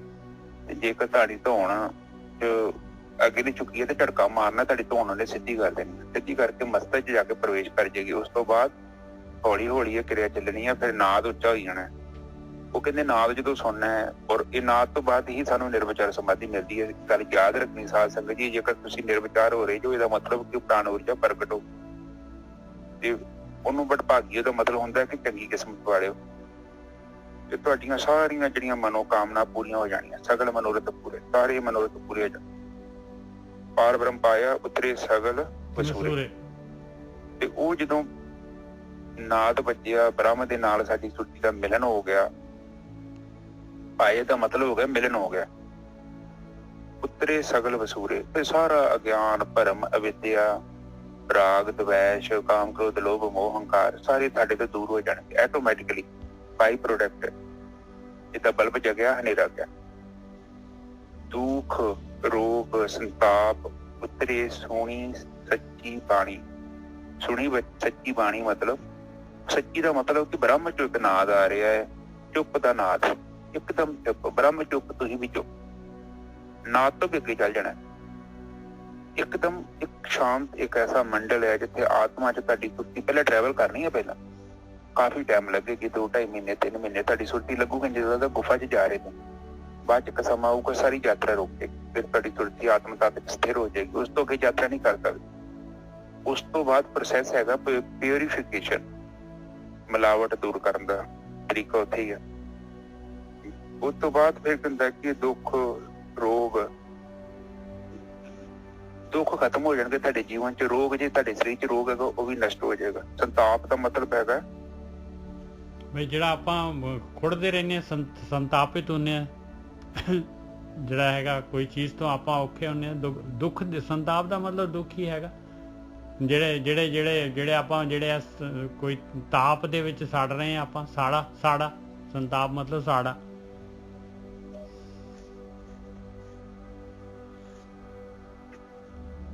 ਹਾਂਜੀ ਵੀਰ ਜੀ। ਹਾਂਜੀ ਨਿਜ ਸਾਹਿਬ, 1 ਮਿੰਟ ਬੋਲੋ ਤੁਸੀਂ। ਦੁੱਖ ਰੋਗ ਸੰਤਾਪ ਉਤਰੇ ਸੁਣੀ ਸੱਚੀ ਬਾਣੀ। ਜਿਨ੍ਹਾਂ ਨੇ ਇਹ ਜਿਹੜੀ ਹੈ ਸੱਚੀ ਬਾਣੀ ਜਿਹੜੀ ਹੈਗੀ ਅਨਹਦ ਬਾਣੀ ਜਿਨ੍ਹਾਂ ਨੇ ਸੁਣ ਲਈ, ਉਹਨਾਂ ਦੇ ਦੁੱਖ ਰੋਗ ਸੰਤਾਪ ਸਾਰੇ ਉਤਰ ਜਾਂਦੇ ਆ। ਸੰਤ ਸਾਜਨ ਭਏ ਸਰਸੇ ਪੂਰੇ ਗੁਰ ਤੇ ਜਾਣੀ। ਕਹਿੰਦੇ ਜਿਹੜੇ ਸੰਤ ਸਾਧਨਾ ਕਰਨ ਵਾਲੇ ਸੱਜਣ ਮਿੱਤਰ ਸਤਸੰਗੀ ਜਿਹੜੇ ਹੈਗੇ ਆ, ਕਹਿੰਦੇ ਰਸ ਦੇ ਨਾਲ ਭਰਪੂਰ ਹੋ ਜਾਂਦੇ ਆ। ਪਏ ਸਰਸੇ ਰਸਦਾਇਕ ਹੋ ਜਾਂਦਾ ਉਹਨਾਂ ਦਾ ਜੀਵਨ। ਔਰ ਜਿਨ੍ਹਾਂ ਨੇ ਪੂਰੇ ਗੁਰੂ ਤੋਂ ਜਿਹੜੀ ਹੈਗੀ ਆ ਚੀਜ਼ ਜਾਣ ਲਈ। ਸੁਣਤੇ ਪੁਨੀਤ ਕਹਤੇ ਪਵਿੱਤ ਸਤਿਗੁਰ ਰਿਹਾ ਭਰਪੂਰੇ। ਕਹਿੰਦੇ ਸੁਣਨ ਵਾਲੇ ਪੁਨੀਤ। ਹਾਂਜੀ ਹਾਂਜੀ ਗੁਰੂ ਸਾਹਿਬ। ਹਾਂਜੀ ਠੀਕ ਹੈ ਜੀ ਸਰ। ਟਾਈਮ ਹੋ ਗਿਆ ਤਾਂ ਮੈਂ ਤੈਨੂੰ ਰੋਕਣਾ ਨਹੀਂ ਸੀ। ਹਾਂਜੀ ਹਾਂਜੀ ਹਾਂਜੀ ਹਾਂ ਉਹ ਤੋਂ ਕੋ ਬੋਲਦਾ ਜਿਹੜੀ ਆਪਣੀ ਲਾਸਟ ਲਾਈਨ ਦੀ। ਹਾਂਜੀ ਉਹ ਕਹਿੰਦੇ ਸੰਤ ਸਾਜਨ ਭਏ ਸਰਸੇ ਪੂਰੇ ਗੁਰ ਤੇ ਜਾਣੀ। ਗੁਰੂ ਹਾਂ ਮਤਲਬ ਉਹੀ ਪਤਾ ਲੱਗ ਜਾਂਦਾ ਕਿ ਇਹ ਬਾਹਰ ਮੁਖੀ ਮਨ ਨਹੀਂ ਲੈ ਕੇ ਜਾਣਾ, ਮਨ ਨੂੰ ਅੰਤਰਮੁਖੀ ਕਰਨਾ ਤੇ ਗਿਆਨ ਇੰਦਰੀਆਂ ਤੇ ਕਰਮ ਇੰਦਰੀਆਂ ਤੋਂ ਆਪਣੀ ਸੁਰਤੀ ਨੂੰ ਮੁਕਤ ਕਰਕੇ ਆਤਮਾ ਤੱਤ ਚ ਸਥਿਰ ਕਰ ਦੇਣਾ। ਗੁਰਮੁਖਾਂ ਦੀ ਸੰਗਤ ਚ ਪਤਾ ਲੱਗਦਾ ਹੈ ਬਾਹਰ ਮੁਖੀ ਜਿਹੜੀ ਯਾਤਰਾ ਸੀ ਉਹਨੂੰ ਆਪਾਂ ਬੰਦ ਕਰਨਾ ਤੇ ਬ੍ਰਹਮ ਦੇ ਵਿੱਚ ਜਾਣਾ ਜਿਹੜਾ ਰੂਪ ਰੰਗ ਤੇ ਰੇਖ ਤੋਂ ਪਰੇ ਹੈ। ਤੇ ਉਹ ਗਿਆਨ ਆਪਾਂ ਨੂੰ ਕਿੱਥੋਂ ਮਿਲਦਾ? ਸੰਗਤ ਤੋਂ ਮਿਲਦਾ। ਗੁਰਮੁਖਾਂ ਦੀ ਸੰਗਤ ਬਾਣੀ ਜਿਹੜੀ ਆਪਾਂ ਪੜ੍ਹਦੇ ਵਿੱਚ ਆਪਾਂ ਨੂੰ ਗਿਆਨ ਮਿਲਦਾ। ਇਹਦੇ ਸੁਣਤੇ ਪੁਨੀਤ ਕਹਤੇ ਪਵਿੱਤ। ਸੁਣਤੇ ਪੁਨੀਤ ਮਤਲਬ ਜਿਹੜੇ ਸੁਣਦੇ ਨੇ ਉਹ ਗਿਆਨ ਨੂੰ, ਸੰਗਤ ਚ ਬਹਿ ਕੇ ਗੁਰੂ ਦਾ ਗਿਆਨ ਸੁਣਦੇ ਉਹਨੇ ਗੁਰੂਆਂ ਦਾ ਗਿਆਨ ਹੀ ਤਾਂ ਆਪਾਂ ਸੁਣ ਰਹੇ। ਬਿਲਕੁਲ ਜਿਹੜੇ ਸੁਣਦੇ ਪੁਨੀਤ ਹੋ ਜਾਂਦੇ ਨੇ। ਸੁਣਿਆ ਪੁਨੀਤ ਹੋ ਜਾਣਾ, ਕੁਛ ਵੀ ਨਹੀਂ ਕਰਨ ਦੀ ਲੋੜ। ਉਹ ਕਹਿੰਦੇ ਸੁਣਤੇ ਪੁਨੀਤ। ਦੂਜੇ ਬੰਨੇ ਫਿਰ ਵੇਖੋ ਉਹ ਸੁਣੋ ਗੱਲ, ਕਹਿੰਦੇ ਜਿਹੜੇ ਸੁਣਨ ਵਾਲੇ ਉਹ ਪੁਨੀਤ ਹੋ ਜਾਂਦੇ ਨੇ। ਪੁਨੀਤ ਮਤਲਬ ਗੁਨਾਹ ਤੋਂ ਮੁਕਤ ਹੋ ਜਾਣਾ ਉਹਨਾਂ ਨੇ, ਇਕੱਲੇ ਸੁਣਨ ਵਾਲਿਆਂ ਨੇ। ਵੇਖੋ ਕਿੰਨੀ ਵੱਡੀ ਗੱਲ। ਕਹਤੇ ਪੁਨੀਤ ਜਿਹੜਾ ਕਹਿੰਦੇ ਆ ਜਿਹੜੇ ਬੋਲ ਰਹੇ ਨੇ ਹਾਂਜੀ ਉਹ ਪਵਿੱਤਰ ਹੋ ਜਾਣਗੇ। ਹਾਂਜੀ ਉਹ ਵੀ ਬੋਲਣ ਵਾਲੇ ਪਵਿੱਤਰ ਹੋ ਜਾਣਗੇ। ਪਰ ਆਮ ਬੰਦਾ ਪਵਿੱਤਰ ਨਹੀਂ ਹੁੰਦਾ। ਤੇ ਵੇਖ ਲਿਓ ਕਹਿਣ ਵਾਲੇ ਕਿੱਥੇ ਪਵਿੱਤਰ ਹੁੰਦੇ ਆ, ਉਹ ਨਹੀਂ ਪਵਿੱਤਰ ਹੁੰਦੇ। ਇਹਦਾ ਮਤਲਬ ਕਿ ਉਹ ਕੁਛ ਐਸਾ ਕੰਮ ਕਰਦੇ ਜਿਹਦੇ ਕਰਕੇ ਪਵਿੱਤਰਤਾ ਉਹਨਾਂ ਚ ਆਉਣ ਨਹੀਂ ਰਹੀ। ਤੇ ਉਹ ਫਿਰ ਉਹ ਪਵਿੱਤਰ ਹੋ ਕੇ ਤੇ ਕਹਿੰਦੇ ਸਤਿਗੁਰ ਰਿਹਾ ਭਰਪੂਰੇ। ਫਿਰ ਤੁਹਾਨੂੰ ਆਲੇ ਦੁਆਲੇ ਸਾਰਾ ਬ੍ਰਹਮ ਹੀ ਨਜ਼ਰ ਆਉਣਾ। ਪਤਾ ਲੱਗ ਜਾਣਾ ਹੈ ਕਿ ਇਹ ਤੇ ਬ੍ਰਹਮ ਹੀ ਹੈਗਾ। ਕਿਉਂਕਿ ਅੰਦਰ ਜਦ ਤੱਕ ਵਹਿੰਦੇ ਨਹੀਂ ਨਾ ਤਦ ਤੱਕ ਬਾਹਰ ਬ੍ਰਹਮ ਨਹੀਂ ਮਿਲਣਾ। ਤੇ ਬਾਹਰ ਲੋਕੀ ਕਹਿ ਤੇ ਦਿੰਦੇ ਆ ਆਮ ਮੇਰੇ ਸਾਨ ਆਪਣੇ ਪੰਜਾਬੀਆਂ ਚ ਇੱਕ ਧਰਮ ਹੈਗਾ, ਕਹਿੰਦਾ ਤੂੰ ਹੀ ਬ੍ਰਹਮ ਤੇ ਮੈਂ ਵੀ ਬ੍ਰਹਮ। ਏਦਾਂ ਨਹੀਂ ਬ੍ਰਹਮ ਹੋ ਜਾਂਦਾ। ਪਹਿਲਾਂ ਆਪਣੇ ਅੰਦਰ ਬ੍ਰਹਮ ਨੂੰ ਜਾਣਨਾ ਪੈਂਦਾ, ਫਿਰ ਬ੍ਰਹਮ ਬਾਹਰ ਦਿਖਦਾ। ਇਹੋ ਯਥਾਰਕ ਸੱਚ। ਹਾਂਜੀ ਨੇਗੇ ਸਾਹਿਬ ਅਗਲੀ ਤੋਂ ਬੋਲੋ। ਬਿਨਵੰਤ ਨਾਨਕ ਗੁਰ ਚਰਨ ਲਾਗੇ ਵਾਜੇ ਅਨਹਦ ਤੂਰੇ। ਕਹਿੰਦੇ ਸਾਰੀ ਖੇਡ ਕਿਵੇਂ ਹੋਈ? ਕਹਿੰਦੇ ਗੁਰੂ ਦੇ ਚਰਨਾਂ ਦੇ ਨਾਲ ਲੱਗਣ ਦੇ ਨਾਲ, ਬ੍ਰਹਮ ਗਿਆਨ ਲੈਣ ਦੇ ਨਾਲ, ਜਿਹੜੇ ਗੁਰੂ ਦੀ ਮੱਤ ਲੈਣ ਦੇ ਨਾਲ, ਵਿਵੇਕ ਬੁੱਧੀ ਲੈਣ ਦੇ ਨਾਲ ਜਿਹੜੇ ਹੈਗੇ ਇਹ ਵਾਜੇ ਅਨਹਦ ਤੂਰੇ ਜਿਹੜੇ ਹੈਗੇ ਇਹ ਮਿਲਾਪ ਦਾ ਜਿਹੜੇ ਹੈਗੇ ਆ, ਖੁਸ਼ੀ ਦੇ ਜਿਹੜੇ ਨਾਦ ਵੱਜ ਰਹੇ ਆ। ਕਹਿੰਦੇ ਜਿਹੜੇ ਹੈਗੇ ਆ ਤਾਂ ਵੱਜੇ ਭਾਈ। ਹਾਂਜੀ ਠੀਕ ਹੈ ਜੀ। ਤੇ ਇੱਥੇ ਉਹ ਕਹਿੰਦੇ ਆ ਕਿ ਹੁਣ ਉਹ ਆਪਾਂ ਨੂੰ ਸੰਗਤ ਮਿਲ ਗਈ। ਫਿਰ ਉਹਨਾਂ ਨੇ ਕੀਤਾ ਕਿ ਸਾਨੂੰ ਪ੍ਰਮਾਤਮਾ ਦੇ ਨਾਲ ਮਿਲਾਤਾ। ਕਿਹੜੇ ਪ੍ਰਮਾਤਮਾ ਦੇ ਨਾਲ? ਜਿਹੜਾ ਰੂਪ ਨਾ ਰੰਗ ਨਾ ਰੇਖ ਤੋਂ ਪਰੇ ਆ, ਜਿਹਦਾ ਰੂਪ ਹੀ ਨਹੀਂ ਹੈਗਾ। ਉਹਨੂੰ ਬੁਲਾਉਣ ਦੇ ਲਈ ਉਹ ਸੰਗਤ ਨੇ ਮਦਦ ਕਰਦੀ ਹੈ। ਗੁਰੂਆਂ ਦੀ ਬਾਣੀ ਤੇ ਸਾਨੂੰ ਉਹੀ ਮਦਦ ਕਰ ਰਹੀ ਹੈ ਸਾਡੀ। ਜਿੱਥੇ ਭੀੜ ਗਈ ਆ ਰਾਮ ਰਾਮ ਕਰਤਾ ਸਭ ਜਗ ਫਿਰੇ, ਰਾਮ ਨਾ ਪਾਇਆ ਜਾਏ। ਏਦਾਂ ਨਹੀਂ ਆਰਾਮ ਮਿਲਣਾ।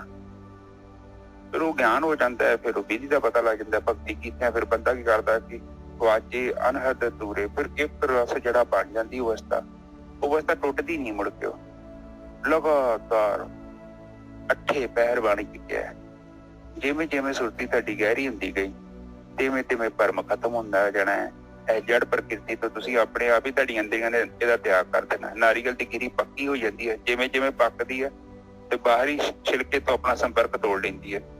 ਜਿਵੇਂ ਜਿਵੇਂ ਤੁਹਾਡਾ ਮਨ ਅੰਤਰਮੁਖੀ ਹੋ ਗਿਆ ਇਹਨਾਂ ਇੰਦਰੀਆਂ ਨੇ ਰਸਾਂ ਦਾ ਭੋਗਾਂ ਦਾ ਤਿਆਗ ਕਰ ਦੇਣਾ। ਇੱਕ ਸਮਾਂ ਆਊਗਾ ਇੰਦਰੀਆਂ ਇੱਕਦਮ ਸ਼ੁੱਧ ਸਰੂਪ ਤੇ ਆ ਕੇ ਸਥਿਰ ਹੋ ਜਾਣੀਆਂ। ਕਹਿ ਸੁਣਤੇ ਪੁਨੀਤ ਕਹਤੇ ਪਵਿੱਤ। ਉਹ ਪਵਿੱਤਰ ਅਵਸਥਾ ਤੁਹਾਨੂੰ ਮਿਲ ਜਾਣੀ ਹੈ ਤੇ ਫਿਰ ਬ੍ਰਹਮ ਹੀ ਹੋ ਜਾਣਾ। ਰਾਮ ਕਬੀਰਾ ਇੱਕ ਬਹੇ ਤੇ ਕੋਈ ਨਾ ਸਕੇ ਪਛਾਣੇ। ਠੀਕ ਹੈ ਜੀ ਸਰ। ਬਹੁਤ ਵਧੀਆ ਜੀ, ਬਹੁਤ ਵਧੀਆ। ਅੱਜ ਦੀ ਤਾਂ ਬਹੁਤ ਕਮਾਲ ਦੀ ਗਿਆਨ ਹੈ ਜੀ। ਬਹੁਤ ਇਹ ਮਾਲਕ ਨੇ ਬਹੁਤ ਮਿਹਰ ਕੀਤੀ ਹੈ ਜੀ। ਬਸ ਠੀਕ ਹੈ ਸਾਧ ਸੰਗਤ ਜੀ, ਆਪਾਂ ਹੁਣ ਸਾਰੇ ਨਿਰਵਿਕਾਰ ਸਮਾਧੀ ਚ ਪ੍ਰਵੇਸ਼ ਕਰਦੇ ਹਾਂ। ਇੱਕ ਗੋਰਕੀ ਸਾਹਿਬ ਕੱਲ ਬਸ ਹੁਣ ਜ਼ਿਆਦਾ ਨਾ ਇਹਨਾਂ ਕੱਲ ਜਿਹੜਾ ਹੈਗਾ ਨਾ ਆਪਾਂ ਕੱਲ ਜਿਹੜਾ ਇਸ ਤੋਂ ਅਗਲੀ ਬਾਣੀ ਲੈਣੀ ਹੈ। ਇਸ ਤੋਂ ਕੱਲ ਜਿਹੜਾ ਹੈਗਾ ਆਪਾਂ ਨੇ ਲੈਣਾ ਰਾਮਕਲੀ ਸੱਧ। ਇਹ ਜਿਹੜਾ ਹੈਗਾ ਸੁੰਦਰ ਜੀ ਦਾ ਹੈਗਾ ਤੇ ਇਸ ਤੋਂ ਅੱਗੇ ਹੀ ਹੈਗਾ 923 ਅੰਗ ਦੇ ਉੱਤੇ ਹੈਗਾ, ਉਹ ਲਵਾਂਗੇ ਜੀ। ਮੈਂ ਦੱਸਦਾ। ਹਾਂਜੀ ਠੀਕ ਹੈ ਜੀ। ਹਾਂ ਚਲੋ ਚੰਗਾ ਕੀਤਾ। ਹਾਂ ਬਾਣੀ ਜਿਹੜੀ ਅੰਤਰ ਦੀ ਗੱਲ ਕਰਦੀ ਨਾ ਜੇ ਸਭ ਉਹ ਬਾਣੀ ਲਾਓ। ਠੀਕ ਹੈ, ਉੱਥੇ ਬੋਲਣਾ ਥੋੜਾ ਆਸਾਨ ਹੋ ਜਾਂਦਾ। ਬਹੁਤ ਵਧੀਆ।